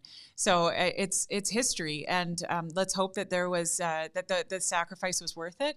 But ultimately, the voters are going to speak tonight, and that's the exciting part about democracy is that they get to decide. And we're going to start seeing that pretty quick here. It's now like 7:46, so polls will be closing in 14 minutes. So if you haven't got your vote, it's time to get down there. I don't know if you'll make it in time, but run. If John Rustad wins, he's also probably likely one of the few premiers that is a rural premier, right? He comes from a rural address. When's the last time we had a rural premier? Depends on how you define rural, right? Because we had an interior premier in the William Bennett, right? So he would be what was considered back then to be really rural. Yeah. I do think that there is a good history for premiers to come from outside of the Lower Mainland. You could argue Christy Clark was the last time. Maybe not. That was a fix-it thing, yeah, right? and I don't know if Ben Stewart would say the same. That was a fix-it thing, talk about sacrificing. Yeah. I mean, Ben really took one for the team there and stepped down. We should a little bit of recognition for Ben Stewart, yourself, and Norm Letnick, right? Serving this area for collectively many number of years and serving it well, right? Oh, thank you. I'm going to give huge props to both Norm Letnick and Ben Stewart. They served since 2009, both elected in the same year. Yep. And, albeit Ben, left politics, came back to politics in the bylaw after Christy Clark stepped down. But ultimately, he was serving BC the entirety of that time. So really, huge props. And then Norm, even before that, when he served as a city councillor. So I definitely got to stand on their shoulders and benefit from their knowledge and wisdom, and make sure that I was a part of that collective Okanagan team. I know you won't say it, but I'll say it. The three of you served this area very well, and we're very proud of the work that you've done for this area, because you could really tell that all three of you care about the Okanagan Valley. We do. And that we're close to our constituents. We were available, we were accessible, and we were ones that actually, really wanted to make a difference and wanted to make sure that our constituents were heard. But it's not just about the public voice and the loud voice. One of the things that you'll learn really quickly when you become an MLA is also how to maneuver through the community that is the Legislative Assembly and get work done for your constituents.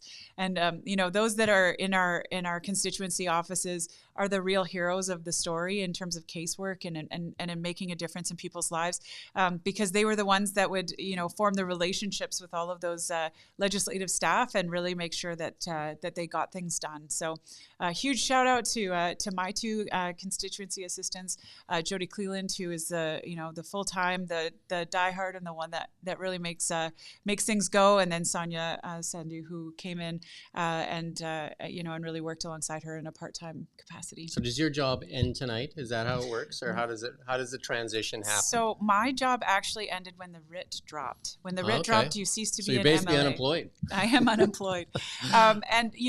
Jody and I made the decision to keep the office open. We knew that our office would be the only one that would be open, and I know that even as late as Thursday and Friday, she was still helping constituents moving forward, and will help whoever the new MLA is in terms of transition, etc. So. Right, because I'm sure they're going to need some supports too, and who better to ask than somebody that's walked the miles, right? Yeah, and less about the MLA and more about the people, right? Yeah. It's about making sure that the citizens of Kelowna have representation and have a voice in their constituency assistant that can get things done within the government agencies. Yeah, we're going to start to see results fairly quickly here, so we're pretty excited about that. Did you get that link yet? Or? No, not yet. I'm still waiting. Maybe you can just go ask Josh for that link there. Okay. No, Jason want me to do that. I have a link. Oh, her email. There you go. Yeah, so we're highly anticipating the results. I mean, it's kind of like, like almost like Christmas, right? We're going to open the presents, right? We're going to open the presents and see what we get. And I mean, I have to be honest, I've been so excited. I have been like, sorry, just passing my email address so I can get those results coming in. We don't have the funding that CBC has. We'll just say that right up front. No, we do not. But you know what? I'm going to echo something that Ashley was saying and that Michael Humer was saying, and that is a big thank you to KelownaNow. Not just because I'm sitting here, but because of how you guys have tenaciously tried to really give voice to all of the different candidates and help people to understand who they were and what the issues were. And not just the candidates during this election, but also, Jim, your tenacity on trying to get, whether it's the premier or all of the different party leaders in front of the citizens of Kelowna and the Okanagan. You guys have absolutely slayed it. So thank you. That's the whole team. Thank that's you. Ian Burns, and Ian is our managing editor, and he can write some really nasty emails when he gets told no many times, right? And then they start calling them out, right? So our job is not, the interviews aren't for us. The interviews are for the public, right? Yes. Our job is to hold power accountable. And that is media's job in general, is to hold. Our job is not to support power. Our job is to hold it accountable, right? If somebody says do this, we say why. Yeah. Right. So, and I like to say like that the whole team at KelownaNow really takes a lot of pride, and we're fighting. Media in general is fighting a tough time. Like we've seen Chorus, the struggles they're going through. We see it with Bell Media. We see it with the Black Press. We see it with so many media outlets having a real tough time, especially where right now people should be able to go to Facebook and Instagram and they can't, right? Because of Bill C-18. And that's really hurting us as well as many. I was interviewed by CBC recently, and part of that interview was they were saying, somebody said to me, is that they're really worried that when Poilievre goes into power, they'll lose their job. And I said, well, we can't wait so that we can actually get the knee off our throat. Yeah. And that's a bad place to be for media, right? Where we're worried about which government's in power, right? Because it shouldn't be like that. It shouldn't be like that. Absolutely not. You should not be worried about what government is going to be putting in terms of muzzle or support, right? Government should just get out of the way and let media do its job. Right? Well, and it really is the voice of the people. So ultimately, I think it's pretty scary when that's being utilized that way. So we're just waiting for that big link. I don't think there's any results yet. We still have 7 minutes. No, there and won't stuff be. Like that. The polls have to close in order for there to be the then we're the going to start to see validation it of come the in results. pretty fast, and we're going to try and keep up. Yeah. And it's going to be interesting for sure. Like, as we run out of time, it's like reading a book. As you get to the end of a really good book and you're just like, now want to slow it down, right? Because you don't want it to end, right? Well, and there was a lot of anticipation. Like people I talked to, whether it was, the barista at Starbucks or whether it was, colleagues at work, there definitely is a lot of excitement. There's a lot of anticipation. There's a lot of belief that things can shift already. Even in an NDP government, well, there's not going to be carbon tax, and there's not going to be decriminalization, according to David Eby. So already there's been a shift and change in what's going to happen in the trajectory, and really, I'm very hopeful that today we'll see some of that positive change that we need in so many areas of our. Let's just hope they're all listening now. Right? when they need the vote, let's just hope they continue to listen, right? So I think that'd be the big thing. How are we doing with that link, Jason? Oh, there you go. We're just waiting. Okay. Patiently, but we got time. It's all good. We've got lots to talk about still. Yeah. Let's talk about. One thing I will say, and this, I'll speak as a female, and as someone who knows kind of what the journey was for me. Into the Legislative Assembly. One of the disappointments I had is just, we didn't see the numbers of females again running. We have a lot lower percentage than we have over the course of the last few elections. In fact, I had to go back to 2009 before I could actually find an election where we had as low of a percentage. So that's a little bit disappointing, and hopefully we can see that change over time. Is Christy Clark one of the few female premiers, or is that she the only female she would premier? be the only female premier that BC has had in the last She's a well-spoken lady, actually. She is incredible. Yeah. I hear rumors she's going to run federally. I've heard the same rumors. I've also heard that she's been brushing up on her French, so it wouldn't surprise me. That'd be a tough party to join, though, right? To kind of like pull it out of the pull that one out of the ditch, right? So I don't know where Jason left somewhere, but so what we're going to watch for is we're going to watch for Surrey. We're going to watch to see what happens there. We're going to watch for some of the ridings like Vancouver Langara, where Michael Lee was previously the MLA. That's going to be an interesting one. Let's see if that one switches or continues on with a right-leaning MLA, and then also the island. Those are going to be the deciding factors on that. So it'll be very, very interesting, and I look forward to all of this. And then locally, obviously, there's the, like Loyal, very popular candidate, Stephen Johnson, very popular candidate, what that does to typically a very BC United, BC Liberal, conservative kind of ridings, right? Yeah, and there's a lot of debate about there's a lot of debate between who do people vote for a party or do they vote for a person? And this is going to be played out for us right here in Kelowna.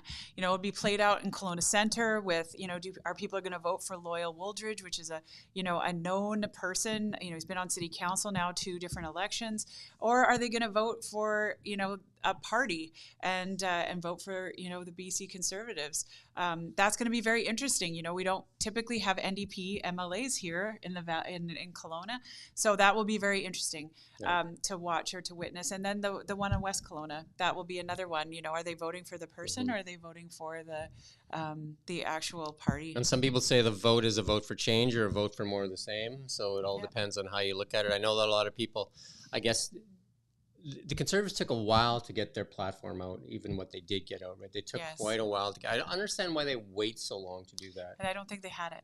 Yeah.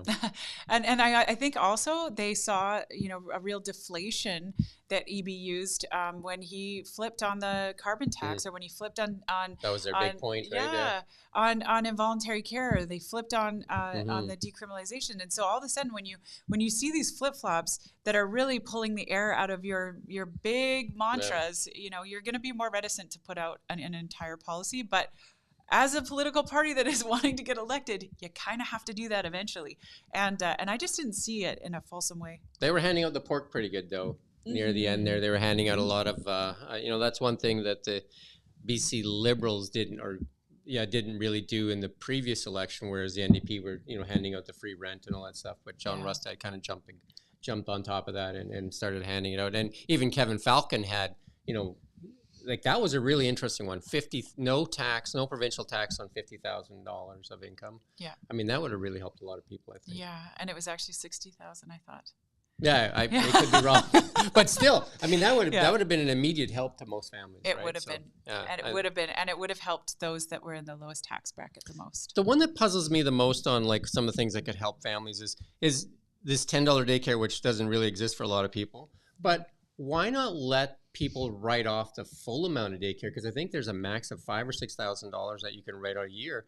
But people are paying $9,000 and $10,000 and $12,000 a year for daycare. Yeah, so and that was why not let them write it off? That was actually a policy that Kevin Falcon had promoted under the BC United, was having the tax deduction follow the family if you don't currently have the $10 a day, so that it was an equalization and less of a lottery.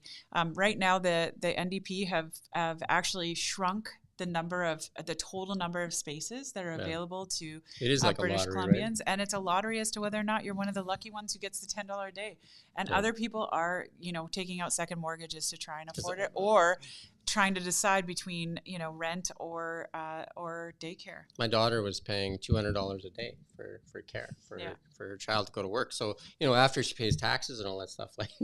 Yeah, it's a tough slug, right? It's incredibly expensive. It is literally the second mortgage payment, and for parents today, they can't afford it. And we did see women in particular, exiting the workforce.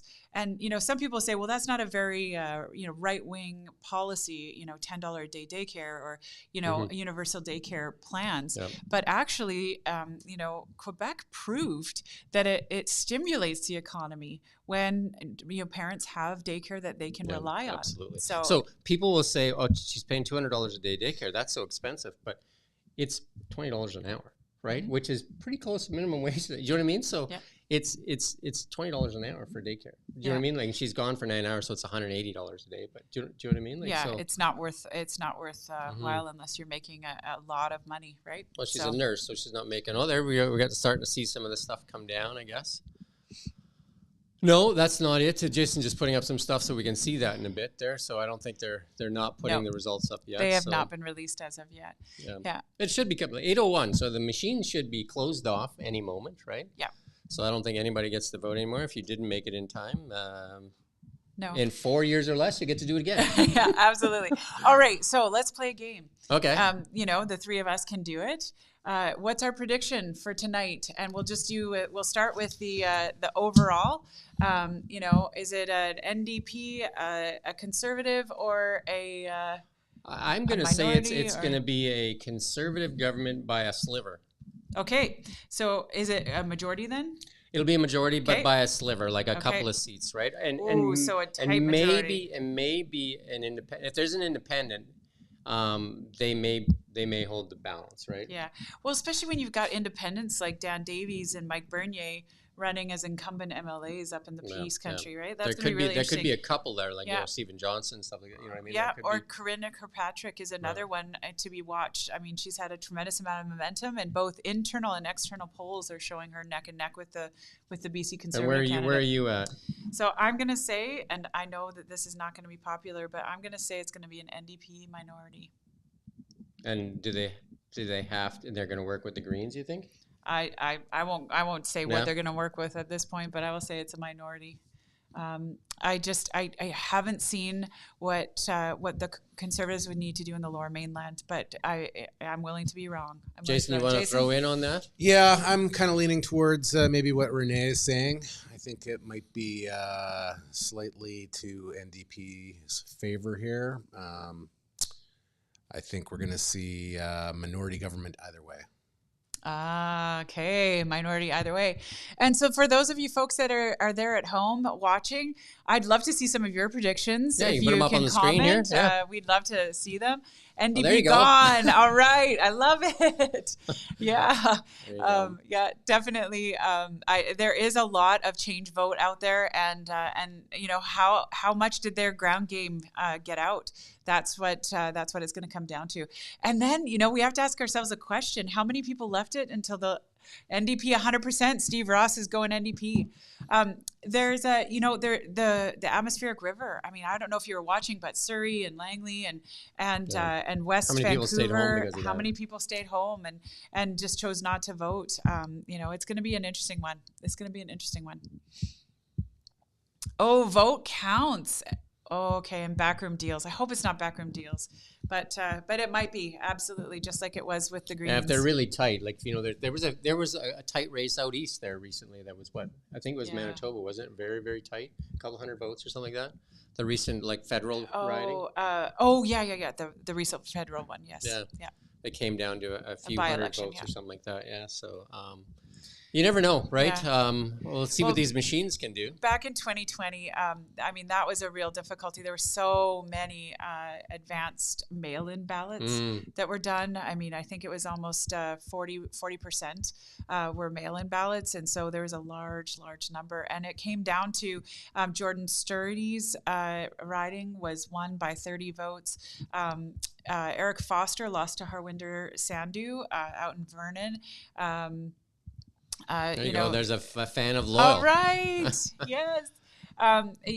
She won by 300 votes. So there were some really tight races that ended up, shifting towards the NDP as well. Yeah, so it's going to be it's like any moment now we should start to see something show up on the screens, right? So I think it's going to be a few more minutes. I really do. We're just watching a pot boil here, right? Yeah, but that's turn up the heat. No, that's always how it's going to be. Yeah. That's always how it's going to be. But once they are showing, we will absolutely be going play by play by play. I've got my binder here that we can we can go through and take a look and start trying to predict which way it's going to swing. And it looks like Jason's got some spreadsheets there as well. So, you know. He's going to run some tickers on the bottom there. We're going to look like high tech. Oh, wow. This is going to be amazing. Yeah. Don't forget, this is the first time KelownaNow's done this. So, I mean, so far so good, right? Absolutely.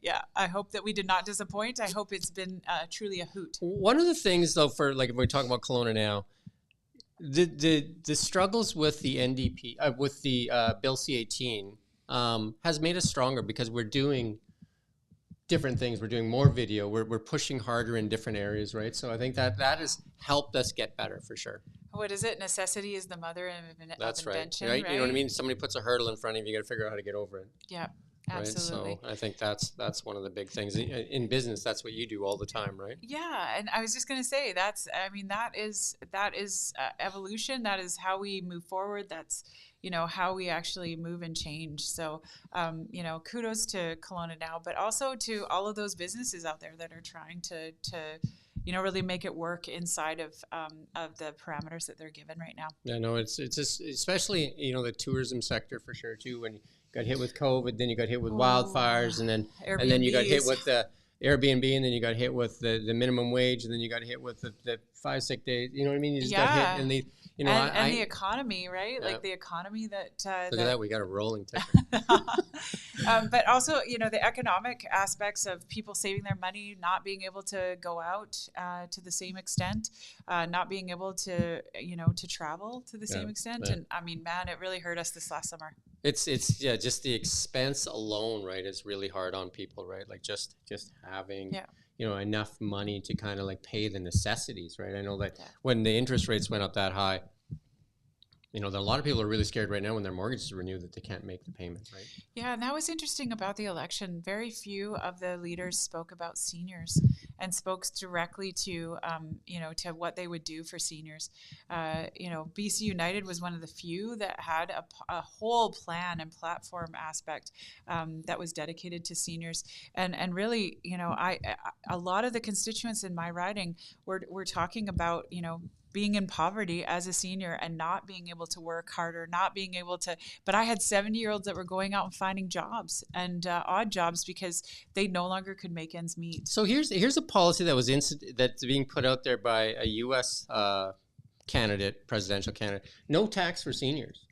Why not? Why wouldn't we have that here? Like that sounds like, like seniors worked hard their whole lives. Why aren't we taxing their CPP and their OAS and all that? Why that doesn't make any sense to me at all. Well, and I would probably moderate that a little bit and say no tax for seniors below a certain amount, right? But so I mean, just their CPP and OAS. Oh yeah, just that alone, just not the rest of it. Just like the CPP and OAS, right? Yeah. No clawback. Just maybe OAS is a supplement, but like CPP shouldn't be taxed. Yeah.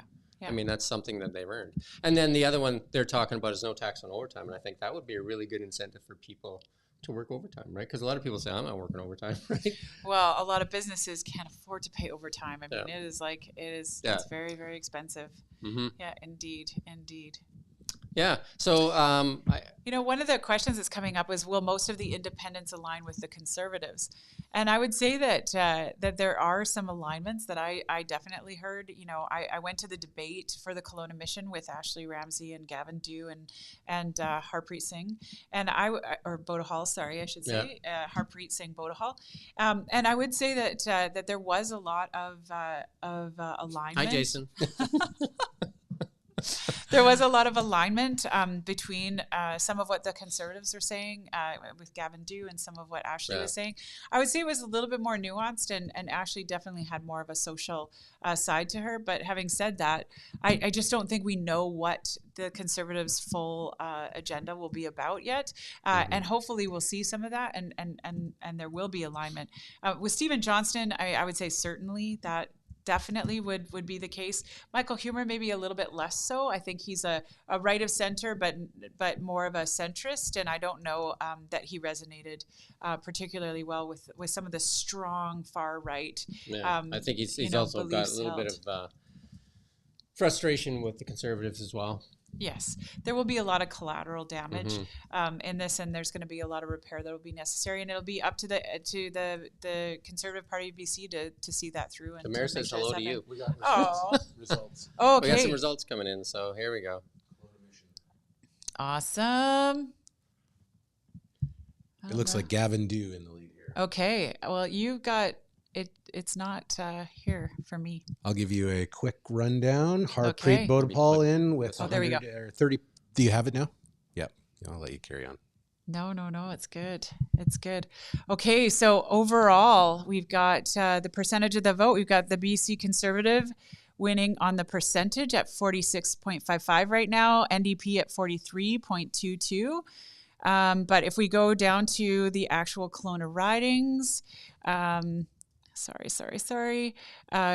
Centre, we've got Loyal at 46%, Christina Leading, Lowen at 38%, and Michael Humer at 10%, and Bryce at 5%. So, but only 2,400 votes so far. Yeah, so that's very too early low. to tell for sure. Yep. Yeah, that's very low. Only 1 of 6 on the advanced voting ballot are done, and 1 of the final days reporting as of yet. On the final day for Kelowna Lake Country Coldstream, we've got Tara Armstrong in the lead with 50% of the vote so far. Anna Warwick Sears at 31%, and then we've got Kevin Kraft at 13%. That's pretty remarkable. And then Andrew Rose at 4.8%. And then Kelowna Mission, we've got Gavin at 55%, Harpreet Bodahal at 28%, Ashley at 11%, and Billy Young at 4.6%. But again, that's only 2 out of 18 final voting day ballot boxes that have reported, and 0 of the advanced voting boxes. And I'm going to have to flip all the way down to West Kelowna here. And in West Kelowna, we've got, my apologies, I have to remember my alphabet. V goes before W. There we are. Right now, there's 0. nothing reporting. Yeah. Nothing reporting as of yet. And then scrolling all the way to the top there, we have the overall results for the votes. I guess we'll start to see that. Conservatives had the lead momentarily, I think. Yep, they still do. 46.55% and 43.2% for and the Green NDP. Party's doing not very well. No, and again, Jim, that's kind of what we talked about earlier. I think that this is going to be the story, is that we're going to see an implosion of the actual BC Green Party. I don't see them coming out very strongly tonight. Was somebody calling in there, Jason, or no? Okay. Right now, on the electoral districts that are leading, the Conservative Party has 36 and the BC NDP have 23. So right now, the Conservative Party are leading in more. But again, we're talking about a very small number. We only have 6.4% of the ballot boxes having reported. So, and Jason, you can put some of this up on the screen as well, right, from that election site too at some point. Yeah. He's like, CBC has like 12 guys in the back room. We got one. I know. So we'll be patient with Jason there, right? So. 100%.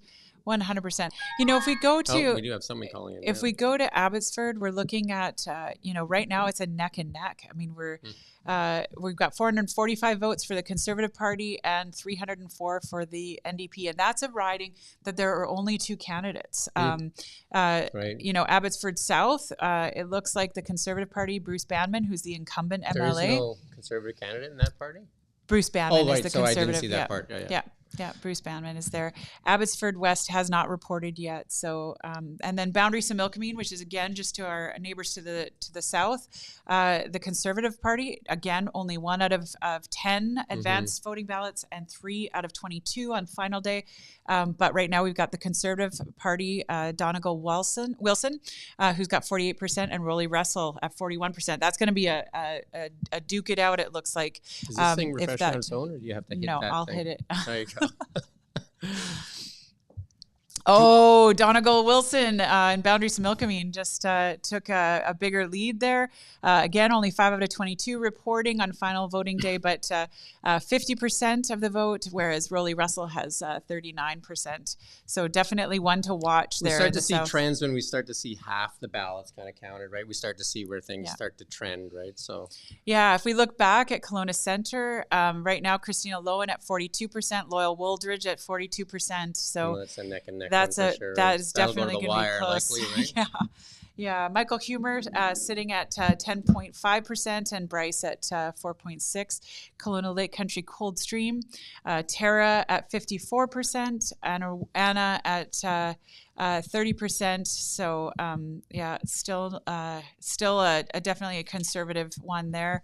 And then Kelowna Mission slipping a little bit. Gavin Dew at almost 52%, and Harpreet at 31%, and Ashley at 11%. Gavin Dew is probably going to run away with that one. That would be my suspicion. We have Kent Mulgat jumping in here, so we're going to take a little break for this. You're up, Kent.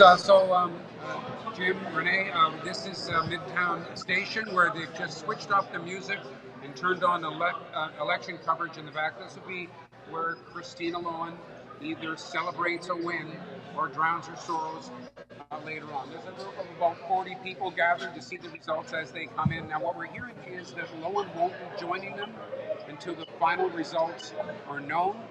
Meanwhile, downtown over at Madge Eatery, Loyal Wooldridge, the city councillor and NDP candidate, is playing it the same way. His supporters are waiting for him to come in when he knows what the results are. So we'll be following the results as you are, and try to be at the headquarters of the winner when the final numbers come in, and we'll try to bring you coverage from both of these locations later in your broadcast. There you go. Thank you to Ken Mulgat out there. Yeah, I can't imagine what those candidates are feeling right now. It's going to be definitely a little bit it's a nail biter for us. Right? Yeah, Totally. totally. And Totally. it's obviously a nail biter for the candidates for sure. I got some nice kudos on my 3-piece suit. Nice. That's awesome. There you Well, go. and here Message are pouring in, yeah. Yeah. Here again, we only got 2 out of 16, actually 2 out of 22 reporting in West Kelowna Peachland. But Stephen Johnston's at 16%, Crystal Smith at 24%, and Macklin at 59% right now. That's surprising for me. Yeah, I mean, still small numbers. Yeah, I mean, that represents only 1,200 votes total. Yeah. So that's going to go up quite considerably. Mm-hmm. So we'll definitely have to What's have the to keep watching overall that vote one. look like again when you hit the old refresh button there? Yeah, I will go. Making Renee work for me now. That's all right. Next year we promised, or not next election, we're going to have some high tech in here. Awesome. I love it. Oh, sorry. So overall, we've got Conservative Party neck and neck, literally separated by about 1,700 votes. This is where I thought it would be, Conservative Party at 44% and NDP Party at 44.6%. So both in terms of electoral districts leading, we've got 45 to 45 with the Green Party at 2 right now. So definitely very, very neck and neck. Decision maker there right now. We've got the Green Party wagging the dog again. Mm. So will that be what ends up happening? Yeah. Interesting. Yeah. And I did hear an interview with Sonia Firstino just recently in which she said that she was asked who she would support if it was a minority and it came down to the Green support. And her response was that she would support whoever was, science-based and, so she just said that same thing to me. She said she can work with anybody. Yeah. But they have to work with what they're trying to do. Yeah, exactly. So she's going to make it work. Yeah. Right. If that's the case, for sure. Right. Yeah. So, I mean, these percentages, again, there's only, that's 4,000 out of 3.5 million right now. So we've only got 22% of ballot boxes reporting. Yeah. So there's still a ways to go in what this looks like here. I'm going to bet that stays very similar though. Like that. that neck and neck thing for the NDP. Well, and the Conservatives, even right? with the three of us, who I would say is, we're largely pretty with it, pretty, ears to the ground. And the three of us have, three very close predictions here. There's So no runaways, that's for sure. no, most definitely not. All right, going back to the ridings here locally in Kelowna Centre. We've got right now, it is absolutely in dead heat. We've got 6,500 votes to 6,450.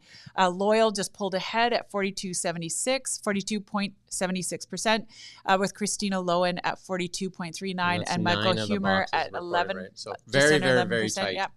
Kelowna Lake Country, Coldstream, we're seeing a pull away with Tara Armstrong, but again, very small amount of votes, whereas Kelowna Centre, we've got 15,000 reported. We only have 5,400 reported so far in Kelowna Lake Country. So, and if we just take a look back at Kelowna Centre, if they would have done a better job, there's 10% that Michael Humer has that would have probably been with Christine alone. Yeah, agreed. Right? Just right there, right? Yeah, and then Kelowna Mission, Gavin Dew pulling away. Again, very small number of reported back, only 2,200. Yeah. But Gavin at 55, just under 55%. Harpreet at 31%. Ashley at 9.5%, and the Green Party at 5%. That one's got a lot of them in though. It's 10 to 17, eh? On this one here. Oh, on Kelowna Lake Country. No, yeah. Kelowna Mission. No, it's underneath. Yeah, right. It's underneath. There you go. Yeah. Yeah, it's underneath. So, and then if we go all the way to West Kelowna, which unfortunately is a scroll down because it is done alphabetically, we're looking at West Kelowna Peachland. We've got Stephen Johnston at 16%, Macklin at just under 60%. Looks like he's going to run Crystal away with Smith, it there too, right? Which is odd. Like that's the one that surprises me because if I was to pick an independent, I would have thought that Stephen Johnson would pull it off. And again, I'm gonna pause it and wonder, are these the West Kelowna boxes that have already come that's in? True. Yeah, or are these the Peachland ones? We don't know yet, right? It might shift pretty quickly. I did want to take a look at Penticton. You want to talk about, number of people running. Penticton has one of the largest slates here. We've got Tina Lee and for the BC NDP in the lead right now. Wow. Look at that at 42% with Amelia Boltby I was told that behind she was such a strong on 39%. Candidate, right? Tracy St. Clair at 10%, and then Bradley Barch with the BC Green Party at 5%, and then a couple of other independents that are running at 2% and 0.3%. Very little. Yeah. Again, very tough to call. We're at 42 and 39. And just 2 of 8 boxes. But, to your point, Jim, Tracy St. Clair right here, she's got, 10% of the vote. And if that had gone to Amelia, it would have been something very different. Like Mario Canseco said, this would have been a lock, right? Yeah. But not so much when that's a good idea. Yeah, I'm going to do 2 different lists. Sorry. Give me a second, Jim. Keep talking. Yeah, no problem. Keep talking. Obviously, we're going to start to see these results start to pour in here. And then, as the ballots boxes get counted, as we get closer to the end, it'll start to look more like what's going to happen. But there's always surprises, though, too, right? So, but it does, from what we're looking at, it looks like the independent vote may, really factor into this election. Yeah, I mean, here's another one. Peter Millibar in Kamloops, 49%, with Kamal Gruel at 40% for the NDP. So again, it looks like that one will go to a Conservative, but 1/3 of the boxes reported so far. And the other in Kamloops, it looks like Ward Stamer's going to run away train with that one. He's almost got 60% of the vote right now. How's the Surrey ones looking? That we were talking about earlier? Let's go to Surrey. Surrey Langley even? Let's go to Surrey because this is, let's go to Richmond first and take a look at those ones. So Richmond Bridgeport, we've got Teresa Watts. This is her stomping ground. She's an incumbent. Strong lead there, right? Very strong lead at 60%. So that looks like dropped a little bit when I refreshed, but pretty good there. Henry Yao right now behind the Conservative Party. So Henry is the incumbent. Again, he's one of the backbenchers that I spoke of, with Han Chan right now coming in at 50.69% of the vote. So again, it looks like it might be a Conservative there. Richmond, Queensborough, again, another Conservative there, ahead of Aman Singh. And Aman is the sitting NDP right now for the BC NDP. So it's a very close race, though. We're separated by 300 votes. So that one will be an interesting one to watch. And then Kelly Green and Michelle Molyneux, in Richmond Stevenson, very close. So that one will be, again, very interesting to keep watching. And then we hit Surrey. And if we look at Surrey, Guildford, Surrey City Centre is where we start. And right now we've got the tight race with... Jason, maybe you want to put up the overall vote on the screen there and just keep refreshing that. Zishan Wala, which is the Conservative Party, at 46.9%, and Amna Shah, which is the BC NDP, at 55.88%. So again, very tight race there in Surrey City Centre. Surrey Cloverdale, we've got Eleanor Sturco above Mike Sturchuk. Now, this is an interesting race because Mike Sturchuk is actually the incumbent MLA for Surrey Cloverdale. Eleanor Sturco is the incumbent for Surrey South. So we've got a very interesting race there. But right now, it looks like this is party over the person or the incumbent, because Eleanor Sturco is at 56.25 and Mike is at 43.75. So that one will be an interesting one to watch. Then we've got Surrey Fleetwood. Jag Group is the incumbent, and right now neck and neck with Avatar Gill, who is the Conservative Party. So that one will be another one to watch. Surrey Guildford, we've got the Conservative Party ahead of Gary Begg, and Gary Begg is the whip for the BC NDP sitting incumbent. So again, I mean, we're only separated by 150 votes right now. Right. So that's going to be a very tight race. And so again, you can see the story playing out in these Surrey ridings that are very, very close. We've got the BC NDP in Surrey Newton ahead. Jesse Sunner is actually about 7% ahead, almost 1,000 votes ahead of, forgive me, that's Tejat 5 of 7 Ball. recorded? Oh, that's in the advance. Oh, that's 12 of 13. That's very close. That's very close, that's yeah. Close to 13,000 is a pretty... that's close to done, that one. Close to done. So that one will be close to call. Maybe we hit that reload button and see where we're at. Yeah, I can definitely do that. And then Surrey North, Rashna Singh is the sitting incumbent, but Mandeep Dhaliwal is the Conservative Party who's ahead of her right now. So again, that would be an upset riding with the Conservative Party at 50% and Rashna Singh at 43.5%. Yeah, that one's close to like 4 or 5 in the advance, 9 of 12. So yeah, we're getting close, right? Yeah, and again, I mean, you can see why Surrey is such a dynamic and deciding factor, because I'm keeping going. Yeah, Surrey Panorama, I'll try and go these fast, but Ginny Sims is the sitting incumbent with the BC NDP. Brian Tepper is ahead of her right now by 300 votes. So again, very tight race. Surrey Serpentine River, new riding, but we have the Linda Hepner is the Conservative Party. She's leading by like 200 votes right now over the BC NDP, but there is no incumbent looks like there. A strong.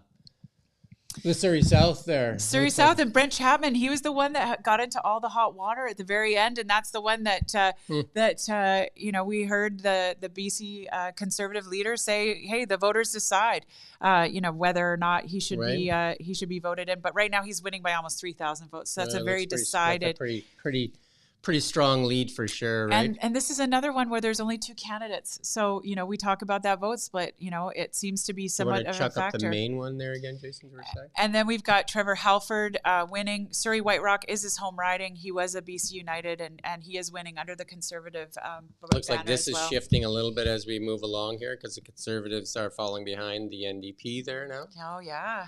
Just by 3 right now, but definitely. How many votes separate that, though, eh? Like there's 20,000 votes there? Yeah. So not very many votes at all. at all. And then, if we move to Vancouver, that's really where the NDP are taking more of a lead. We've got Nikki Sharma in Vancouver Hastings, Vancouver Fraserview. Lead there, right? Yeah, George Chow, again, 2 sitting incumbents. That one's almost decided, right? So yeah, that one is almost decided. Yeah, Vancouver Kensington with Mabel Elmore sitting NDP. She's winning. Vancouver Langara is the one we said to watch. And right now it is neck and neck, but we've got the BC NDP ahead of the Conservative There's Party. lots of room Brian there, Brugo, though. There's still quite a bit of boxes to count on that absolutely, and only 300 votes separate them. So and Vancouver Kensington looks all but decided. Yeah, Vancouver Kensington, yeah, looks decided. Mabel Elmore there, and then Vancouver Little Mountain, a new riding. Christine Boyle is winning there. She's that looks like that's pretty much a lock as well. Right? Yeah, she's a sitting city councillor for the city of Vancouver. So David Eby, there you go. There you go. Well, he's winning his riding, so that's good. But Paul Ratchford's putting up almost 40% of the vote. So that's interesting, right? That's a little scary for Eby if I was Eby. But I think it looks like he should win. But again, I mean, only 1,500 votes separating those two. Vancouver Quilchena, that's typically a right-leaning riding, and we do see Dallas Brody with the Conservative Party strong lead. Yeah, so that one will probably be on lock there. And Vancouver Renfrew, look at that. Adrian Dix was 63% of the vote. Wow. So and then Brenda Bailey was almost 64% of the vote with Aaron Legary. Two of their cabinet ministers. Yeah, exactly. So definitely got some cabinet. Some cabinet magic there. And yeah. Joan Phillip winning in Vancouver Strathcona. Vancouver West End, we see Spencer Chandra Herbert winning or in the lead right now at 64%. Those are pretty decided amounts there. Vancouver Yaletown, Melissa DeGenova. That just flipped there. Oh, yeah. Did it ever? We've got the Conservative Party right now, 49 to 42. And 47, remember, is a majority. So that's kind of the magic number. Very interesting. And look at the total number of votes. It's so the Conservative Party is less votes, but has the ridings, right? Districts leading is more. So that's very interesting. Like this is going to go down to the wire, right? Yeah. Again, Vernon Lumby, looking to our neighbor. This is another one where if John had done a better job, we've got Kevin Acton with 15%. He's the independent there. Yeah. And then Harwinder and Dennis Giesbrecht. That's a fight still, right? That's a tight race. Literally 50 votes separate them. That's a fight that shouldn't have been a fight, right? Shouldn't have been a fight. No, you're totally right. Should not have been a fight. So very interesting. Very, very interesting as to how this is gonna go down. How are our Okanagan people doing? Let's look and we'll refresh here. Let's do it. Isn't Renee doing an amazing job? Forgive me, guys, if I'm going too slow. I'm trying to do it as fast as I can. So we got Kelowna Centre. Oh, that's even closer now, just by 100 votes. Wow.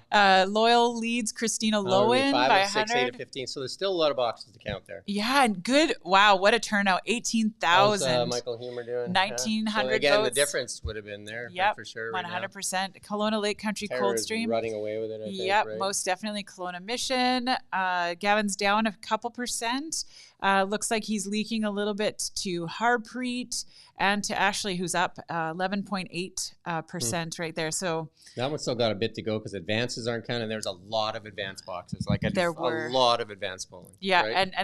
I advanced voted. I did too. And oh my goodness, it was busy. I had to wait quite a bit there. So definitely one that will maybe shift a little bit, maybe not by much, but and then Stephen Johnston, we've got he's up now 22%. Crystal Smith at 27%, Macklin at 50%. So again, only one of 6 advanced. You think and the 10 advanced of ones would count 16. first, though? You think they would? I don't know. I'm think just saying they already had those, right?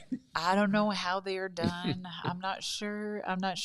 So on a need to know basis. And here's Corinne Kirkpatrick as the independent in West Vancouver Capilano at 21%, sitting incumbent, and then Lynn Block, Conservative Party at 46.8%. So that was a BC United? Yeah, she was a BC United.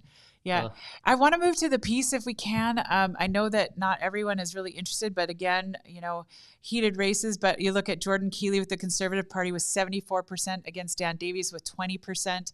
And then Mike Bernier at 24%, but Larry Newfield with the Conservative Party at 70%. Yeah, so it's almost, definitely looking like it matters. It's party over person. Doesn't matter if you've been doing a great job for the last 18 years, like Mike Bernier, in terms of being a mayor and a city councillor and now MLA. And we've got the Conservative Party ahead in 48 of the ridings, BC NDP at 43, and the Green Party at 2. Anybody going to have any nails left at any of those parties? I know. Nails, right? It's going back and forth and back and forth. And, surprisingly, the Conservative Party has less of the popular vote than the BC NDP. They're trailing the BC NDP by about 20,000 votes right now. So that's actually surprising. That's in some of those ridings where they've really picked up a lot of votes, like the Adrian Dix riding and the Brenda Bailey riding. And yeah, that's very true. The Vancouver Vancouver ridings. Stormed those ridings, and then, but then maybe not so strong in some of the other ridings, right? And it's where they paid attention too, right? Yeah. I mean, that's where he was campaigning a lot. Eby is spending a lot of time in the Vancouver Just like area, life, where you focus your energy is where you get your results, right? Totally true. Totally true. Yeah. So very interesting so far. But it does look like the NDP are trailing pretty significantly to the Conservative Party in the number of It slipped electoral by districts. one just a second ago, but yeah. So how many votes are in? They're saying 65% of the ballots are in now. Yeah. 36% of the preliminary ballots are in. So there is that thought that the advanced ballots go to the Conservatives. There is that thought. So if that's the case, then it should swing more to the Conservatives. It right? actually if should. If that's the case, if it's the change vote that typically happens. So right? So that's a good one to watch because if it is the the more senior vote that went first, and I would not consider either of us as seniors, although I think you get the discount at Shoppers Drug Mart. But I'm Is not there a quite discount? there yet. There is. You're like 20. But then we also have, the preliminary voters is only at 36.72%. So if it's the NDP, then we'll know it's more of the seniors because there's definitely leakage to the seniors and female vote when it came to the NDP after the collapse of the BC United campaign. Wow. I just refreshed, and we're at 48 for Conservative and 43 for the BC NDP right now. And we've got 36% of preliminary, 65% of the... that advanced polling is one, because there was a lot of votes, like over 1 million in advanced polling. Oh, no, there was over 1 million million on the last one day. Like on the last day, I think it one was, day, right? yeah. Yeah. So very, very, very surprising. So lots of votes in an advanced poll. Yeah, right now, I mean, you look at this and it's looking like Abbotsford Mission is right now going to the Conservative, which would be unusual, right? And well, not unusual. Abbotsford typically is a right leaning, but Pam Alexis is the sitting incumbent and a minister. She's the Minister of Agriculture, so that is a big upset. And that's close to done. 4 or 5 in the advance and 13 of 16. Yeah. So that's going to be pretty tough to make up that ground. Yeah, and right? 20,000 voters. That's actually it's going to be tough to make up that ground. Yeah, for sure. Abbotsford South looks like Bruce Banman right now. Although there's a little ways to go on those, but 61% is going to be hard to do. Strong lead, right? Yeah, pretty hard to undo. So yeah, definitely. And then I'm looking for Boundaries and Milkameen because that was kind of a. Josh is coming in. And sorry, not to interrupt. I just wanted to point to Kelowna Center. It is nail-biting tight right now. 39 votes apart. Wow. 24 more polling stations left to report. Okay, so we'll keep an eye on that one. Thanks, Josh. Awesome. Thank you, Josh. So there's a nail-biter going on in Kelowna Center, and that's loyal, right? 39 votes. Like, let's just hit the reload on that one. Yeah, let's look at it. Awesome. Oh, yeah, 92-46, 92-90, Loyal winning by right now, like just barely any. And we've got 3 more on the voting day boxes and 1 more advanced. Wow. So very, very tight race. Every vote counts. Remember that, right? Yeah. Every vote counts. When somebody says my vote doesn't count, it absolutely counts, right? Yep. So you have a responsibility to exercise that vote always. Yes. And you don't have to tell anybody how you voted. Right? No, you don't. And you know what? That is oftentimes, something that dissuades people. And I think that we really need to remember that that's your own business. That is your own business. So I am trying something different here to see if we can actually pin these to the top and keep these rolling all the time. So forgive me, guys. I swear next time will be better. What does that top thing look like right now? Right now, that's neck 46, and neck again, eh? yeah, 46, 45. So, we are literally, neck and neck. Neck and neck. But Kelowna Centre, really, we're separated by less than 50 votes right now, 45 votes, separating the Loyal and again, Christina. if you look at Michael Humer. Yeah, 2,200, almost 11% of the vote. Kelowna Lake Country looks like it's going to be... Josh is back. Quick update. First No has lost her seat. Oh, no. He and Russ have won theirs. Okay. So we just got an update from the newsroom. Josh just told us Sonia Firstno has lost her seat. John Rustad and David Eby have won their seats. Those have been decided. Yeah. Yeah, and I'm just going... Bad news for Sonia Firstno. Bad news for Sonia Firstno, absolutely. Yeah, so here we go. She lost Grace Lohr at 46%, Tim Thielman at 19%, Sonia Firstno at 34%. So, yeah, definitely. And 16 out of 17, 5 out of 6 So that reported. did go to the so, end. Like you said, it went to the NDP. Yeah, it went to the NDP. Grace Lohr, very difficult to overcome there. Boundaries to Milkameen, it looks like it's going to be an upset. We've got Donegal Wilson over Rolly Russell at 51.4% over 40. Kelowna Centre, if we go back there, so far we do not have another ballot in there, so we still are separated by the 45 votes. So very, very tight race and very high voter turnout. And then Kelowna Lake Country Coldstream, Tara Armstrong, it looks like almost decided, there, 6 out of 7. That one's pretty much done 15 for out of sure, right? We 17. could probably call that one for Tara. Yeah, I would call it for Tara right now. It looks like we've got a Conservative in the Kelowna Lake Country Coldstream. And then Kelowna Mission, we've got Gavin Dew. It looks like Still lots of advanced boxes there. Still lots to count there. Yeah, still lots to count there. Strong lead, though. Looks like we've had a shift at the province-wide level there. Yeah. Oh, Conservatives are now at 46 and the NDP are at 45. So, and the Green Party are still at 2, but it's not Sonia. Interesting. I don't know who those where those green ridings are leading there, but I would guess they're on the island. I would guess that they're probably small ridings. Yeah. I'll go to Nanaimo because again, that was a real battleground that many of the leaders, you saw them paying attention to. Nanaimo, Gabriola looks like it's going to the NDP. Oh. It's West Vancouver Sea to Sky, the Green picked up. Oh, West Vancouver Sea to Sky. Interesting. Because the BC Conservative Party had a very, very hotshot candidate that was running in there, chancellor for the university there. So definitely very interesting, very, very interesting. And then Nanaimo, here we see the NDP George Anderson taking it. This is a new riding. Gwen O'Mahony. She was actually an NDP MLA previously, but not sitting incumbent, but previously in the 90s. So that's very interesting going to George Anderson right now. That's basically decided as well, right? Yeah, it certainly looks like that. I would say that one was pretty much a lock as well. Certainly looks like that. Going back to the overall here, we've got NDP now in the lead in the overall. Yeah, NDP in the lead at 46. So neither has a majority. So the Green Party looking like they carry the carry the stick again. Right so far. Yeah, tail wagging the dog. We'll see if that advanced polling does anything as it starts to come in more. Yeah, so we've got, it looks like one more ballot box here. And it looks like it, 43. No. Yeah, 43. So it narrowed. It went from like 45 to 43 between Christina and Loyal. Imagine we're counting 2 votes, right? I know. Wild, but very, very close vote there.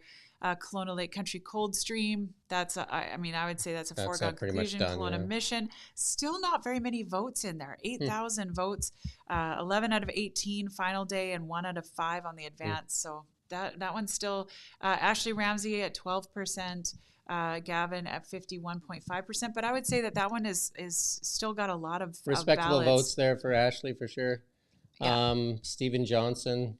Yeah, he's pulled up a little bit at 22% Still now. lots of advanced boxes there too. Yeah, and Crystal Smith at 27 and Macklin at 50%. So definitely looking to be a little bit different there. If we go back to those Surrey ridings, and I guess it's Saanich that we have. Nope, we've got Lana Popham at Saanich South and Saanich North. We've got that's a close look one at that. there, eh? That's really Saanich close. North, we've got the Green Party at 34%, but Sarah Riddle, NDP at 32, and David Bush at 31. So really, that could go anyway. I mean, between top and bottom, we got 900 votes, less than 900 votes. So that could go anyway. Yeah, most definitely. Salmon Arm, another one that's close here. It looks like Conservative Party, David Williams, Runaway Train with 53%, and 22,000 reported already. So that's a pretty good one there. Skeena was held by BC United, and it looks like the Conservative Party is going to take it with Claire Rattay. Surrey, look at that neck and neck between the Conservatives and the NDP in Surrey City Centre, separated by less than 10 votes.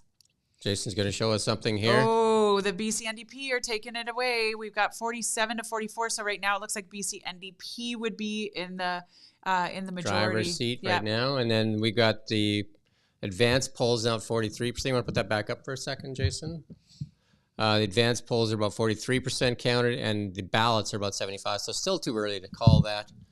Yeah. I know some of the other people may have called it already, but we'll no, wait. I don't think so. Surrey Fleetwood, looks like Jagroup has pulled ahead now over Avtar. Still pretty tight, don't you? Pretty tight, but Eleanor is unseated. Mike Starchuk, pretty easy to call there.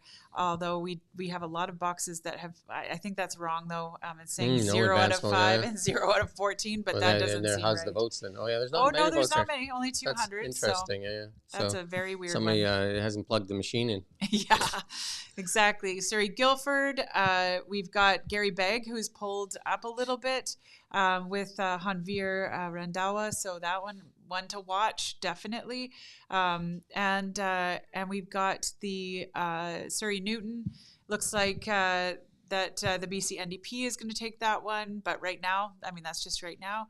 Rashna looks like she's lost to Mandeep Dhaliwal in Surrey North. I think that's pretty safe to say. Yep. Pretty much a foregone conclusion. Surrey Panorama looks like Ginny Sims right now is being unseated by Brian Tepper, who is winning by about 350 votes.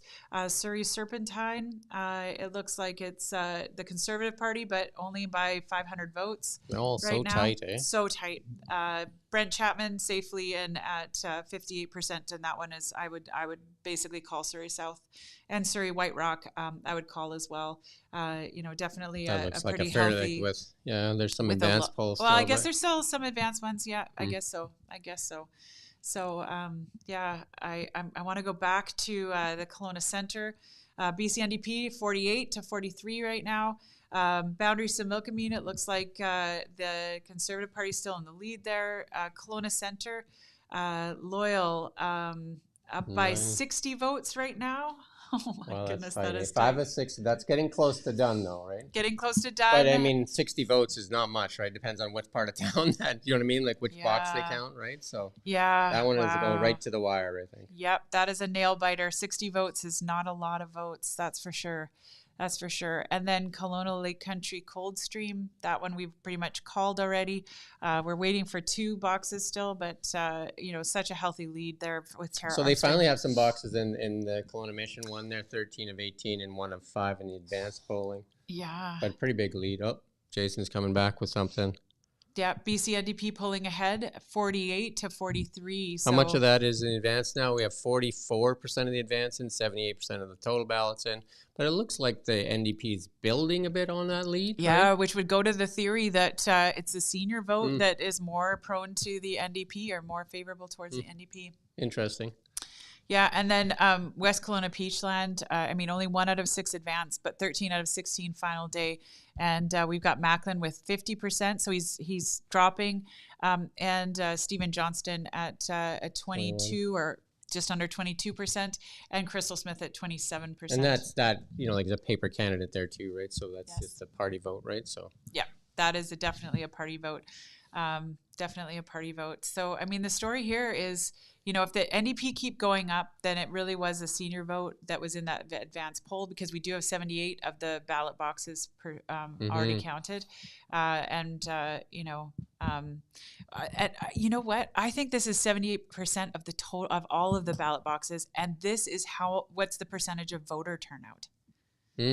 So I think I read those numbers incorrectly.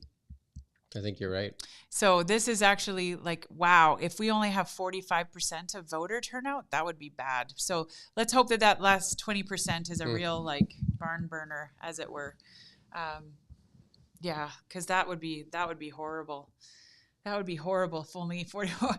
I mean, the lowest percentage in history was in 2020, and that was 54% of the vote. So, 10% of the vote at minimum, I would hope would still be unaccounted for. But, we've got 20% of the ballot boxes still necessary to come in. So, yeah, let's hope that number. Well, they are showing, if we go into the first one there, boundaries to milk. I mean, Yep. a lot of the advanced boxes. Oh, no, that's 7 of 10 now reported, right? Yeah, 7 of 10. And, I mean, Rowley's coming up a little bit, but, 1,200 vote lead for Donegal Wilson there.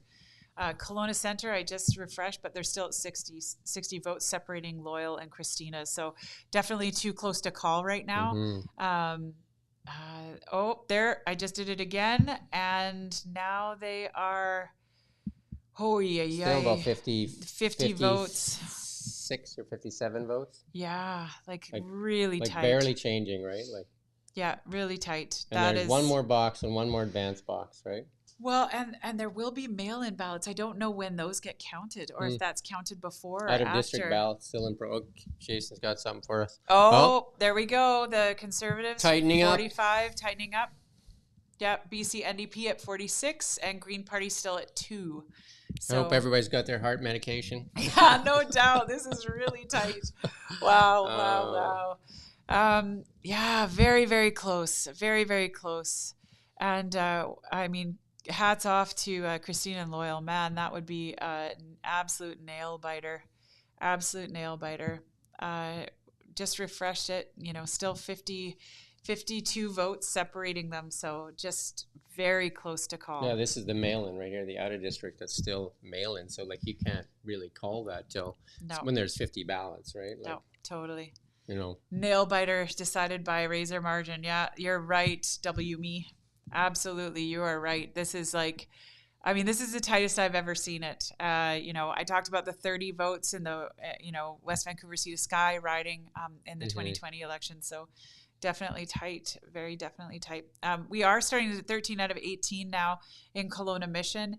Gavin's still holding at about 50%, Harpreet at 32%, and Ashley at 11.5%, Billy Young at 5%.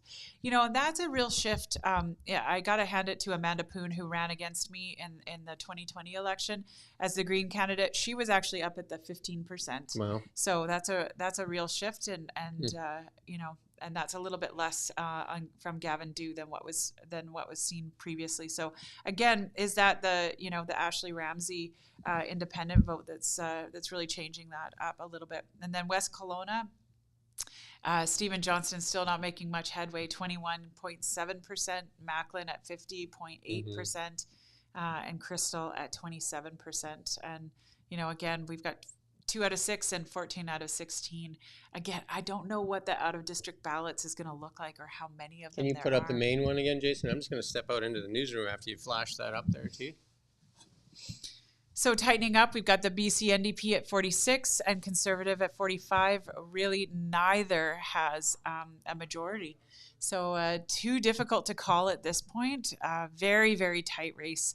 And hopefully... 80% of all ballot boxes now reporting, but that's only up by 2%. So still kind of slow going on there. And it will be very interesting. Other tight races, Coquitlam, Burke Mountain, it was speculated it would be tight. Right now it is tight. I mean, we're 250 votes separating the NDP and the Conservatives. So, that one is almost 4 out of 5 and 12 out of 13, 19,000 that have been counted, but only 300 separating. And it looks like that would go to the NDP, to Jody Wickens over Stephen Frolick. And then Coquitlam, Millardville, again, one that was speculated to be watched. Not many that have been actually changed on that yet. And it looks like it's fairly neck and neck, but the BC NDP are look to be ahead. Another one that typically is held by the Conservative side of the ballot box are the Langley ones. And if we look at Langley right now, Langley Abbotsford, we've got the Conservative Party, Harmon Bangu, taking that one right now. It's a runaway train, 55%. That one's pretty safe to call. And it does look like Megan Dykman, who is the sitting NDP MLA for Langley Walnut Grove, is being unseated by Misty Van Popta, who is the Conservative Party. So definitely, that one is looking like it's going to be a conservative one, although it's just 900 votes that separate that one.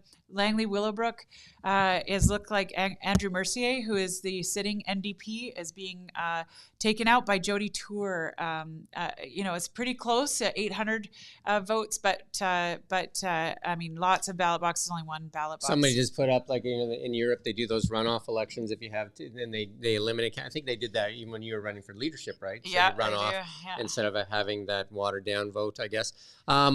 BC NDP just pulled out to 48 to 43 right now. Well, that's really flipping around, right? So yeah, it really is. It really is. And I refreshed here, and now it's 51 votes separating that's Loyal just sticking and right NDP. in there, right? And there's one more, and then they pull the mail-in ballots too, right? So that probably won't get decided tonight. Probably not. That one will have to be we'll have to wait for the out of district ballots on that one. It looks like. Mm-hmm. Yeah. Wow, interesting. Very, very interesting. One of the things that I think what this says to me is that British Columbia is more to the center, and I think both parties will have to move more to the center if they want. You know what I mean? I think this is a strong message to both parties. I think you're right. Do you know what I mean? And I think that also you have to have the united. I mean, I don't mean to use the party name, but you have to really have a united right. That's what I'm trying to say, because that party's missing in this, and that is kind of the centrist party. And I think what this is a strong message to David Eby and a strong message to John Rustad, that British Columbians are more to the center. Yeah, I think you're right. And again, if it is that close and Kelowna Centre does flip to or doesn't flip because it's a new riding, but goes to the NDP, that'll be a strong message to John. You know, he didn't get Michael Humer on board. I think if he would have put Michael Humer in place there, I think this wouldn't be not by contest, 49, right? Yeah. not by 49 votes separating them, right? So, yeah, very, very close. Very, very close. Yeah. We're still waiting on the Kelowna mission. Gavin's holding at 50, just under 51%. So I mean, it's almost there, but 14 out of 18 and 3 out of 5 reporting. So it's a pretty strong lead, though, for very sure. Very strong lead. And Macklin is gaining running in his away, lead, running away with it, basically, right? So. Absolutely. Very interesting. If we refresh again, we can see it's a jostle, right? 48-43 right now for the NDP over the not very many votes. If you look at that, 20,000 votes. Really? Oh, not what do you got there? 48-43. Yeah, like it's not that much. 25,000 votes between the two parties. Yeah, very close. Only 82% of the ballots, and we've got the preliminary voter turnout only at 47.7% right now. So definitely want to see that number go up to make sure that that it's positive there. Well. Yeah, I just did the results by party. Oh, this is easier. So we can see who's in the lead here. But these are the ones that that we're watching here, and right now it looks like outside of the Kelowna mission, it looks like we're gonna get 3 other conservative riding. Mm-hmm. It looks like another ballot has come in, or some more votes at least, and the Conservatives gained on I guess 2 votes, but still too close to call. Still too. What'll close to happen with the new digital system if the voting, result is within 50 or within some sort of number that makes sense to do a recount? Will they recount? Do we know the paper ballots? Or you still can recount. You can ask for a recount. Yeah, you can ask. They for just re-put the votes back in the machine. Yeah. Yeah, and look for any like spoiled ballots, etc. So yeah, it can go to a recount for sure. If I look at the Vancouver, this is hard again, but looking at the Vancouver ones, it does look like Vancouver went largely NDP.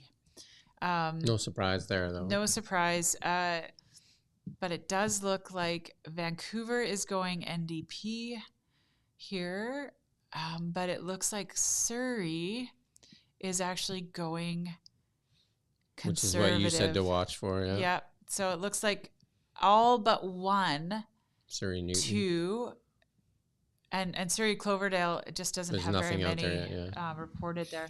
But and look at this one, Surrey City Centre separated by 1 vote. See, 1 vote. That's the vote that counts. That is the vote that counts. Anyone wondering whether or not your vote matters? Right there, Surrey City Centre. It's that person you're trying to get to go out and vote. Just like, come on, no, I'm going to watch the end of the show, right? Or it's raining, I don't want to go. But yeah, that is a very wow, so close, so close. So I'll refresh again. Oh, they lost one. Tightening up. So BC NDP at 47, Conservative Party at 44. And I mean, if you think about what that means, right? Like if 3 people are sick on voting day, you literally could have the Conservatives and the Green Party, take a government down. That is a very, very close. So even a majority at 47, that's similar. You're to just what saying happened. if somebody when you do a vote of no confidence, something like that, you could just say, well, that's it. Yeah, and so the ruling party typically puts forward the speaker. And so in this situation, you would have the NDP that would have to put forward the speaker who no longer has a vote in the House. So at 47, now they would have 46. To 44. And Conservatives and Greens together have 46. So it's literally the Greens would have to be voting with the NDP, or the Conservatives and the Greens. Like you're on the wire all the time. Absolutely. Right? Or you have them, they have basically like a gun, right, that they can use at any time to bring down your government. At any time. Yeah, at any time. So it's a very, very tight battle. It does look like Rolly Russell is unseated in Boundary. There are a few more ballots to be counted, but that one does look like Donegal Wilson is pulling away. I just refreshed 40 votes now. Separate Loyal and 5 of Christina. 6, 14 and 15. So there you go, right? Yeah, but only 40 votes. I don't know how many separate. out of district ballots there would be. I don't know either. That's so that means that someone voted outside of. Yeah, they weren't home or whatever. They home. would have mailed it in, but I don't know how many mail-in ballots there would be. They mailed it in, or they were in Vancouver that day, or they were in the Mission, or and still wanted to vote. So. And they count those up to a couple days later, kind of thing. Or? Yeah, they can count them. Actually, they can wait. For a couple weeks before it's decided. So that could sit there for a while when they're that tight, right? Or if there's a recount or a judicial recount. I mean, that one will be a tight one for sure, right? Yeah, indeed. Tara definitely winning on the Kelowna Lake Country Coldstream, as we said. Kelowna Mission. Gavin at 51. Oh, that's pretty close to that's done almost now, right? done. Yeah, So that one's one for called. sure. Yeah. So Gavin Dew. and then here we've got Macklin that's at 51%. pretty much done too, right? So. Yeah, I'd call that one. So it looks like Macklin McCall in West Kelowna Peachland, Gavin Dew, Kelowna Mission, and Tara Armstrong. Safe to call those ones in Kelowna Lake Country Coldstream. Congratulations to each of those. And again, it's 3 Conservatives in that area. That have won. Loyal and we talked about Christina, the brand too, like you said, that about 5% of the vote goes for brand, and Loyal obviously has a pretty big brand in Kelowna. Yeah, absolutely. What's that look like on the top there when you hit the? I refreshed BC NDP 47, Conservative Party 44. So neck and neck. Pretty still. tight, right? Yeah, neck and neck. 85%. Yeah. This is exciting for downtown. Yeah, some of the voting young said they never voted. That is very exciting. When you see the younger population actually activated to vote, that is very exciting. So definitely. And we're thankful for everybody that's watching us here on Kelowna Now tonight too, and that's commenting. We're very, very thankful that you're tuning in. Yes, absolutely. Thank you. And hopefully this is worthwhile. I think it is, but so right now we've still got another 5% of the voter turnout that I would expect to weigh in here. So 85% of the boxes. Yeah, 15% of the boxes still have to be counted. That's a lot still, right? So Yeah, where's that Loyal? is. That's their 10-1-7. Yeah, That's 30. tightening up a bit there. Yeah, 30 votes, 34 votes separating the two. Wow. Woo! This is a nail biter. I don't know. That's too tough to call. It depends on where that box is. Kelowna Center is a pretty big riding as well, right? Yeah. And Loyal surprised me. I'll be honest. Loyal, yes, he's a moderate, but going all the way to the NDP was a real shock. He was a business owner. I thought he was going to go for the business or the BC United. I thought at one time he was talking about running for that. He had filled out his application for BC United. So, really surprising. And, who knows? Maybe he'll cross the floor and go to the Conservatives if he gets enough pressure from the locals or feels that the Conservatives are have momentum in that way. We have Kent at Loyal's headquarters, and he'll be chiming in soon. Not quite yet, but okay. Sounds good.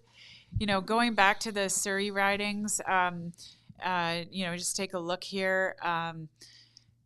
Surrey City Centre. Oh, we are separated by 9 votes. So. Look at that. Still too close Look to at that, go. 46 to 45 now. No majority. So that's really. But the green really is probably rubbing their hands. Yep. Yeah. Right. Either way. Either way. Yeah, they are going. Yeah, they are the tail right now, wagging the dog. That's what we were talking about earlier too. Yeah. Look at this though. Mike Starchuk in Surrey Cloverdale has overtaken Eleanor Sturko. Not much there though. No, there's still only 624 ballots. Something's going on with that box for sure, right? I haven't been checking, but one of the thoughts I had is is Surrey Cloverdale affected by the atmospheric rivers? I saw some pictures from Surrey, and so if anyone there is, because basically nothing there really. No. I think that must be just mail-in ballots or something, because I don't know what they got. Because they got 0-0, but they got votes there. Yeah, that'll be really interesting. JAG group, it's narrowing there, but we have 4 to 5 and 12 to 13, so maybe that one will go. Surrey Fleetwood will go back to the incumbent there. Surrey Guildford, 400 votes separate Gary Begg, but Honveer looks in the lead right now, but again by such a few votes, and that's a low voter turnout, 9,600 votes for 11 out of 12 and 4 out of 6, so very low vote turnout. Surrey Newton, again going to looks like the NDP have taken that one. Surrey North, it looks like the Conservative Party in the lead there, with the vast majority of them already counted. Does look like Ginny Sims has lost her seat there. Too tight to call, I guess, right now with only 9 out of 10 final voting day ballots counted, but all of the advanced voting. There, right? Yeah. Linda Hepner, Conservative in Surrey Serpentine, Surrey South. Again, we won't report that one again. That's already decided. And then Surrey White Rock going to Trevor Halford, the incumbent there.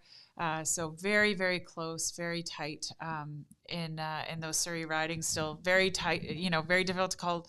And we said that right from the beginning that was going to be a huge battleground. We saw both of the the NDP and the Conservative leaders really spending a lot of time. And I just 45-46 now. 45-46. So just neck and neck. And if you look at that, it's 20,000 votes. Yeah. In total there, right? Yeah, so very close election. This is the tightest I have ever seen it. I'd have to look again in history, but wow, nail biter. We've got 87% of ballot boxes reporting, 51% of voter turnout. So, I'd still hope to see that number go up quite a bit. My hope is the high 50s or low 60s that we'd see for a total voter turnout. Well, and will it change? I mean, we're seeing it change on a moment by moment basis. Well, back and forth here. So now 20 votes separate between Loyal and Christina. Still the same number of ballot boxes. That's weird reporting, that the votes changed, though. but the votes have changed, and we're literally separated by 20. Oh wow, that is so tight. That is so tight. Would be Bryce Tippy got quite a few votes. I interviewed him as well. Yeah, 1,000 votes there, 4% of the vote. And again, for the most part, that's why you saw David Eby trying to campaign in the last week, basically saying, don't throw away your vote for the Green, vote for me, because he's afraid of that slough or that leakage. We've got a flip again. Conservative Party taking the lead at 46, BC NDP at 45. If you hear the excitement in my voice, it's because... There is so much drama. I cannot believe it. And look at the narrowing there. Like we're still 20,000 votes apart. So wow, it's great. Very intense. It's like being at the ponies. Yeah, absolutely. Well, and maybe in the next election we could have one of those maps that you like see, and then the numbers like drop down, or like at the fair with the horses when the horses are going down the. Yeah, totally. There you go. Totally. So we'll have a bigger budget next time. Or at least after the election, you will. There you go. The election, yeah. So, because the next election actually would be the federal election. Yeah. And that one happens sometime before next year, October. So that'll be very I've heard that it might go in the spring. I think it is. Yeah. I've heard that spring, because I just got an email from the Liberal Party saying that they've named 2 campaign managers. Oh, 2. One's not enough. I keep refreshing this, thinking it's gonna shift. Still too tight to call. 10,201 for Loyal and 10,179 for Christina Lowen. So 21 very, votes. very tight. 22 votes. 22. You're right. Votes, but tightening up. When we started, we were was saying 50, it was 60 or whatever, right? So and now it's down to 20. And then the mail-in ballots are obviously going to cause, that's not a lot of ballots, right? No. For a mail-in. Look, we already called Tara running away with that, right? All the other 3 we've called. Definitely those are it. If we look at Penticton, if we just go and take a look at that one. Because I thought she was a really strong candidate for the Conservatives, but she was a very popular city councillor. Yes, popular city councillor, but full of controversy. Does look like she's pulled ahead. Oh, there you go. But only by 400, less than and 400 we votes. Had 7 of 8. Oh, that's close too, right? Very, very close. 350 votes, and then you look again. Tracy St. Clair, 2,500. That's the independent. Yeah. So I mean, like we keep saying, you go back John to that. John had just done a better job. Yeah, for sure. We might have seen something different. I do want to look at Vernon as well. Because that one was very tight the last time we looked at it, with Harwinder neck and neck with Dennis Giesbrecht. It looks like Harwinder has pulled away a little bit there by about 550 votes, and 6 out of 17 out of 18 reported. So does look like that's getting a little bit of a split. But again, Kevin Acton taking 15% of the vote. So if you added that up with Dennis's, they would have toppled Harwinder. Yeah. So if you don't have a united right, you're not going to win. Jason's back with us. All right, we're still at 46 for the NDP, 45 for the Conservatives. We're looking at if it stays just like this, we're looking at an NDP minority government, and an NDP minority government that literally will have to be held together by the Green Party. Again, I don't know how they'll actually govern. And no leader. No. Right? Because they don't have a leader, though. Well, they'll still have a leader. She won't be in the House. And what will probably happen is one of those seats will step down. But then she'll have to win in a by-election, and whether or not she'll win in a by-election. And then everybody's going to push their energies into that. As much as they can. Right? So. Yeah, similar to what we saw here locally. I mean, sometimes you'll see the parties sort of try and play nice and, sort of put a candidate that they're not really expecting so that the leader can get their seat. I don't think they're going to play nice, anybody here. I don't think so either. It's just too close. It's just too close. And we're down to 17 votes now in Kelowna Centre. Wow. Kelowna Centre. Wow, we got 5, 6. 17 votes. Still, they haven't changed the box numbers, No, though, right? So that's no. interesting, right? They might be just like counting everyone very carefully. And 0.0. Or maybe they're feeding some in at the end. I have no idea. Yeah, 0.07% split of difference on that vote. So, literally coming down to the wire. Very interesting. Very interesting. I'd hate to be them right now. That is so hard. But I kept refreshing, and I think it's safe to call pretty much Boundary Similkameen. I mean, it's going to be hard for I would say that would be a tough Rowley one to make up to. Yeah, to make up. So I'm going to unpin that one just so we can keep this one at the top. 52% almost of preliminary voter turnout and almost 88% of total ballot boxes. So still 12% of those ballot boxes that have to be counted. So, it really could still flip. And we could see it change here. And again, Jim, you've said many times, every vote counts, and this is proof in the pudding. Oh, just changed again. Loyal is now trailing. Christina Lowen just jumped to the front by 17 votes. That is a wild horse votes. race, that's for sure, right? Yeah, sorry. And Jason just put it up in the top there. Conservative Party taking the lead with 46 with that Kelowna Centre flipping. Right, that would be so that one Kelowna Centre could literally determine which of these two parties is in the lead. And again, right this now. could be another BC Liberal thing where the Liberals won more seats, but they couldn't form government, and so the Greens and the NDP form government. Yep, because right now, as it sits, the BC NDP and BC Green at 47 could, form a coalition, but as soon as they put a speaker in, that speaker has them in a dead tie. So this is basically a dead heat of a government. So judicial count, you know what, WME, I think you're right. I think it's probably going to go to a judicial recount, similar to what West Vancouver Sea to Sky went to in 2020. It did take about 10 days after that to be decided. But in the end, it's going to be very, very tight to decide. Very, very tight to decide. And we haven't seen those ballot boxes increasing yet. That's the weird part. So very, very difficult right now. How you doing for power? I'm good for power. There you go. These Microsoft Surfaces are so great. They're awesome. See, we just got a plug for Microsoft. Send your check. They're so great. They're so great. Looking at other ones that are, really basically called, Pam Alexis this one's overthrown. Bruce Banman retains his seat. The Abbotsford West is going to go to the Conservative Party. Which is great. That was Mike de Jong's previous riding. So Corky Neufeld takes that one. Boundary Similkameen, it is pretty close still, but Donegal Wilson, as we had said. Buckley Valley Stikeen. Nathan Cullen does not look like he is going to keep his seat. We've got Sharon Hartwell from the Conservative Party that is winning by 10% more of the vote. Still quite a few boxes in the advance, though. Absolutely. So tough to call. Ann Kang, one of my favorite NDP MLAs. Burnaby Centre looks like she'll keep her strong seat. Lead there, Yep. And then in Burnaby East, however, the Ria Aurora. So this is a new riding. Ria Aurora for the NDP looks like it's gonna take it.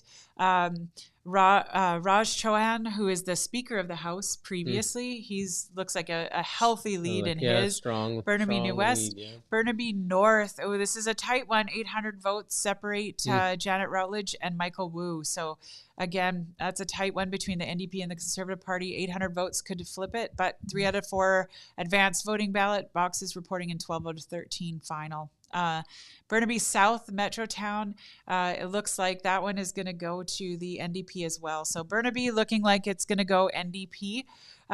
Caribou Chilcotin, Lauren Dirksen is a sitting MLA who was one of the ones from BC United that crossed the floor to the Conservatives. These will be small boxes like 29 and 41, small little communities, probably like. But 70, look at that though, like small, you say small communities, but Lots look of at votes that, though, right? 16,000 votes. And Lauren, I mean, Everybody he is showed so up, well I think, loved. right? Yeah, and 70% of the vote. So Yeah. that's really great. Kelly Patton is another one, BC NDP sitting MLA. Looks like she's losing her seat to Alia Warbus. To the Conservative Party. So that one looks like it's almost a done deal there, and that she will not be in. And Dan Coulter, another one that's being undone by the Conservative Party with Heather Maas. Regardless of how this goes, huge win for the Conservatives. Yeah. Right? From how many seats? 2 seats? Yep. When 2 John seats Rust had? to 2 45. seats? Yeah. So Yeah. huge gains, right? Here's so, another really tight one here.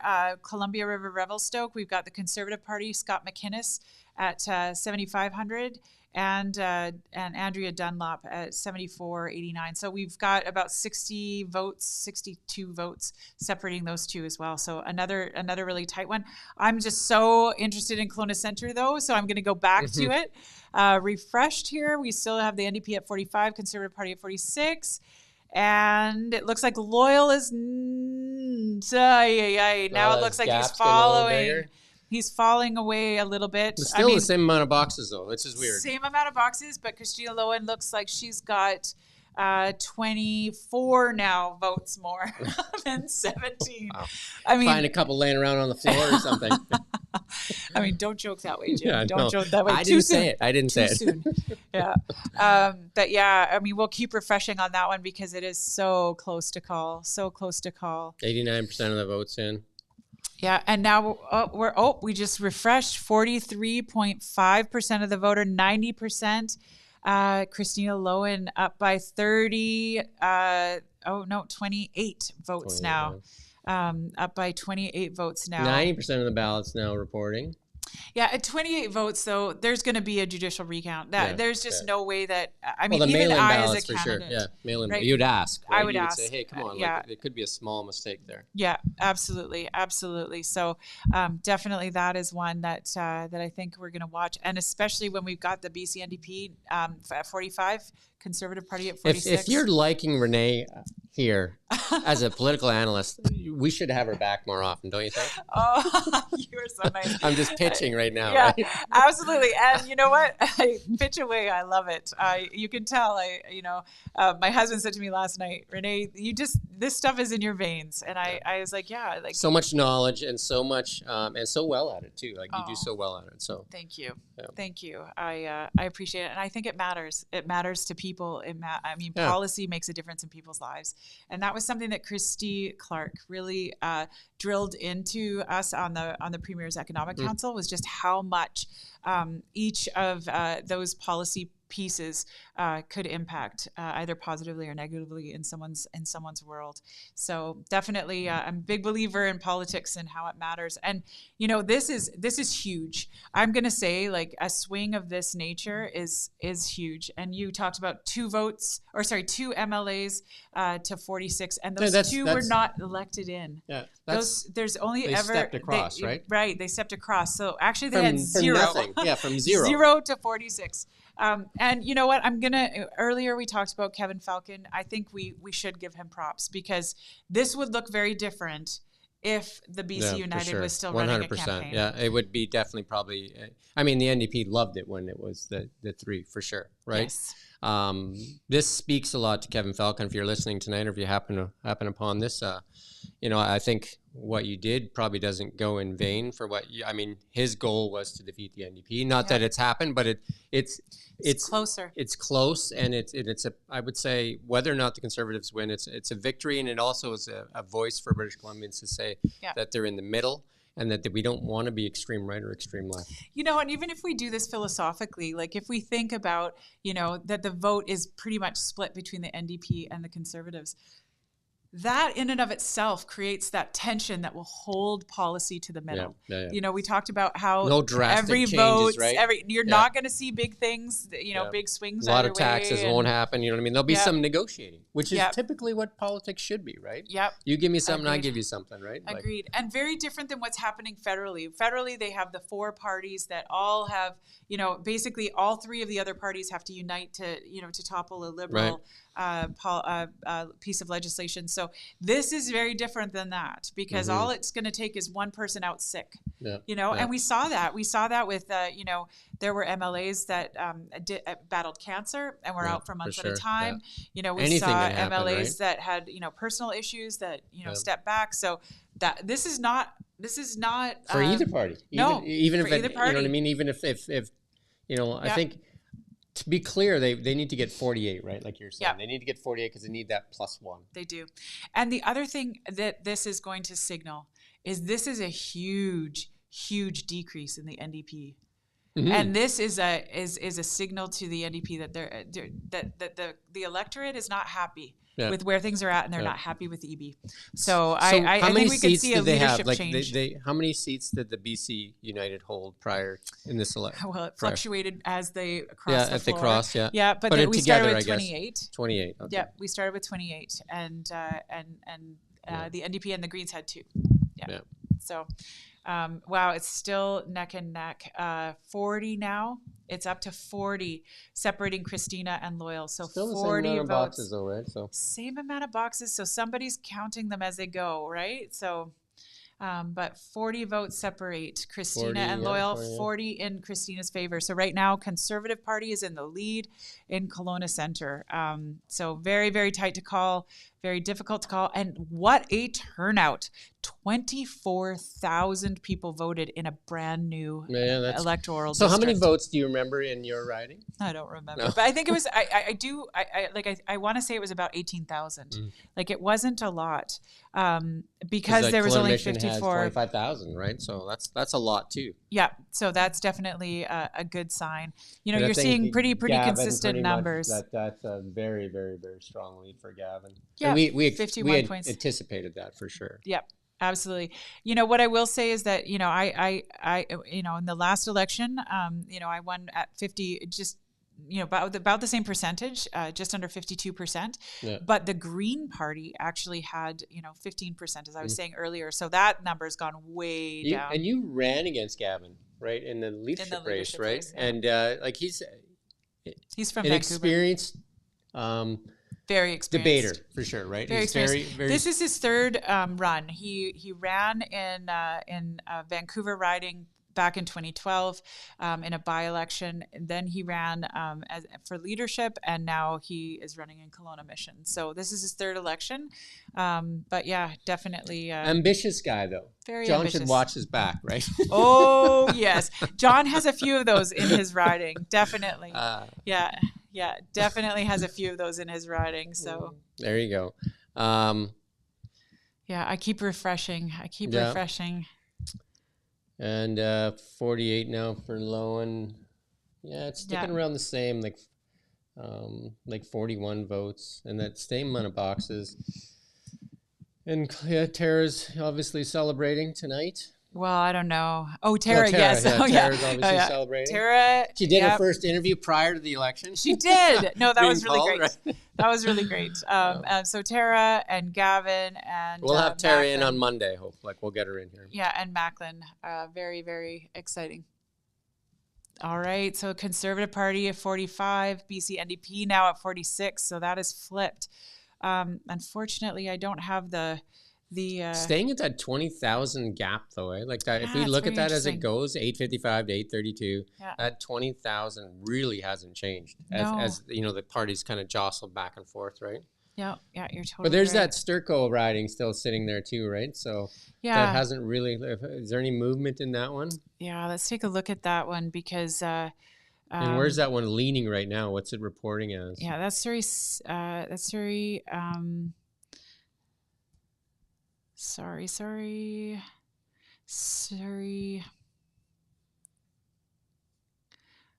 I'm sorry. It's okay. Yeah, I'm trying. I wouldn't even know where to look. Okay. There we Surrey go. Cloverdale. There we go. So right now they now, got some. Now they got yeah, some boxes showing they've up. got so some. Well, 12 out of 14, 3 out of 5, 18,000, and so Eleanor that's pretty strong Sturco. for Yeah, Eleanor, yeah. yeah, 500 votes still, 450 only separating. The Freedom Party of BC, definitely taking 135 votes. But yeah, it does look like Eleanor might unseat Mike Starchuk. So yeah, that would be a big one. Look at here. Hey, that's tight. Four votes in and Surrey City Centre. And that's led right now. So that's why these things are flipping, right? Because there's hardly any votes there separate. And that's why we're seeing, between the Conservatives and the NDP kind of going back and forth, right? Like that seat, and then plus Loyal and Christina Lowen. I mean, as we count those votes, that's Yeah, this is going to be very, very tight. Very, very tight. Do you want to throw that main thing back up on the board for a sec, Jason? I'm just going to check something. Yeah, wow. Still too tight to call. Kelowna Centre, we still have 41 votes separating Christina and Loyal, but Christina stayed in the lead there. Yeah, so. Where do you imagine Kelowna Centre would have gone if Michael Humer was the Conservative candidate? Yeah, so that's a great question. My thinking is that more of the Conservative or the right of center vote probably went to Michael Humer than what I would say the voter that would vote NDP. So I think that Michael probably drew some of that Conservative, and this is probably a case for a vote split. I just had someone text me, you got to talk about the vote splitting and how the independents screwed this up, and I think that is a real possibility. I do think though that I would blame none other than John Rustad for how that vote split has happened. He was the only one. Opportunity. Yeah, he's the only one that had control over it, and the only one that could have done something different. And I would say, even if some people said it was poor leadership under Kevin Falk, and somebody could make that argument, but if that's poor leadership, then there's a vacuum of leadership, and then it's John Rustad's job to fill that vacuum, right? So then no matter how you argue it, John Rustad had a responsibility to fill that vacuum. 100%. And someone just texted me that they think it's red wine in my cup. I can guarantee that there is just water inside of this cup here. But thank you for thinking that I need to have a glass of red wine, and I probably will when I get home to see my hubby. I told him that I was going to be home. Like, it'll be so quick. All these, will come in really quickly. But he said, "Nah, I'll see you. I'll see you at 10:30." When we have 4 votes like on one of these ridings, like, it's really tough. Yeah. Right? Like, now we're seeing the preliminary voter turnout at that 54%. We're seeing 91% of the ballot boxes reporting, but still a race that's too tight to call, and literally too tight to call. What are we at? 46-45 right now. 311. You lose something, Jason? Yeah, so 47 votes. 47 votes going front to back between Christina and Loyal. Christina still in ahead of Loyal. So by the boxes are the same though, like the reporting boxes haven't moved. Yeah, have not moved yet. Wow, this is unreal.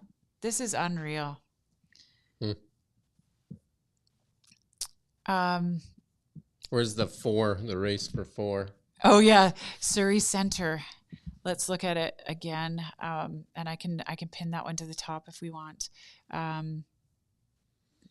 because that is very interesting. Right now, we got 20 votes with the NDP moving ahead. Not even 15 votes between the NDP and the Conservative. So yeah, very, very tight. One box could easily.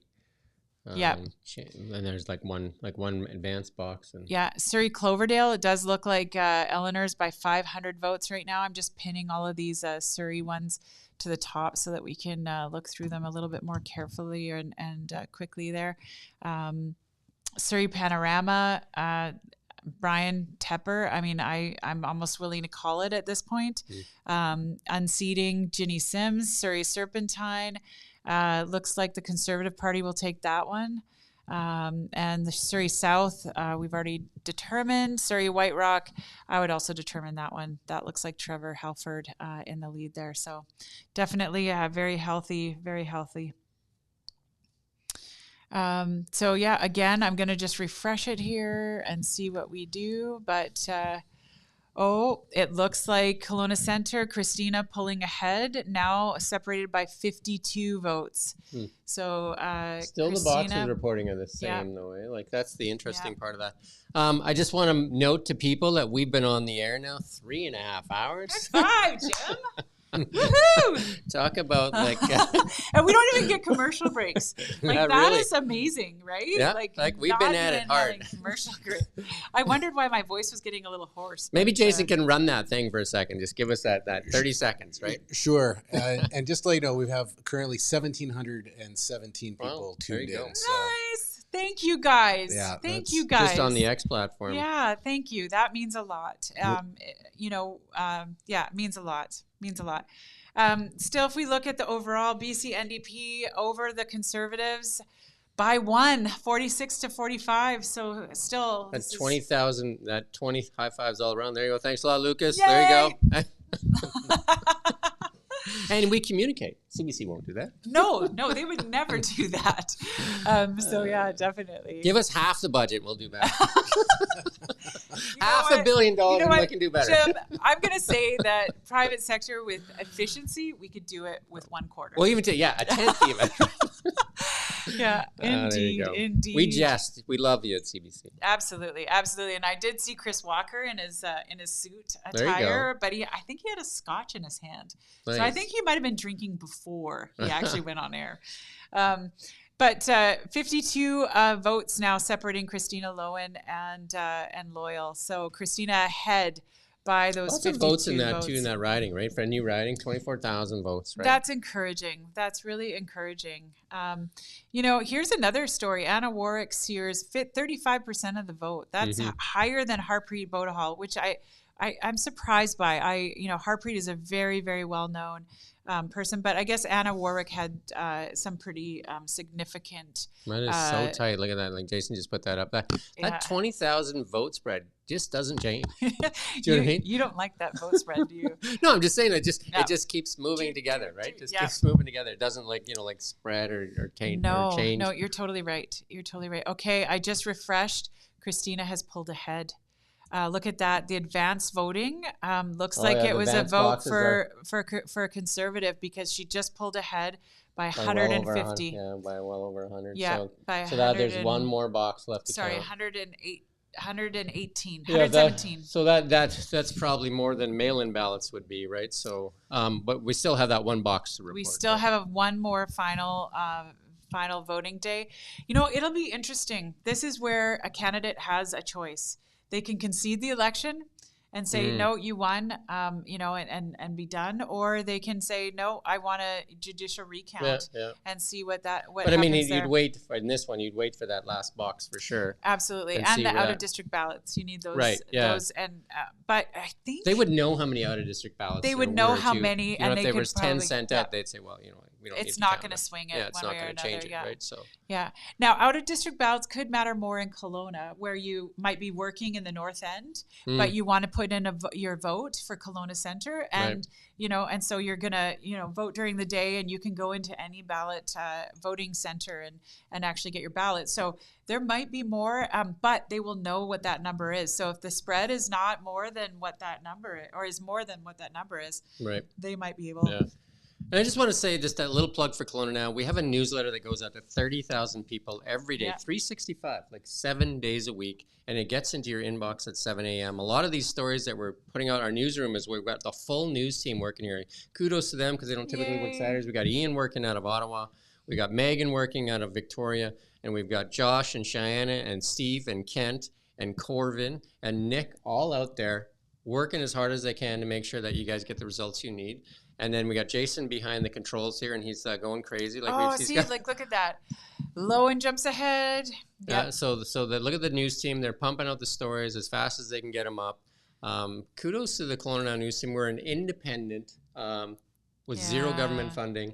And we do the best we can for sure to serve the residents of Kelowna. Again, subscribe to our newsletter.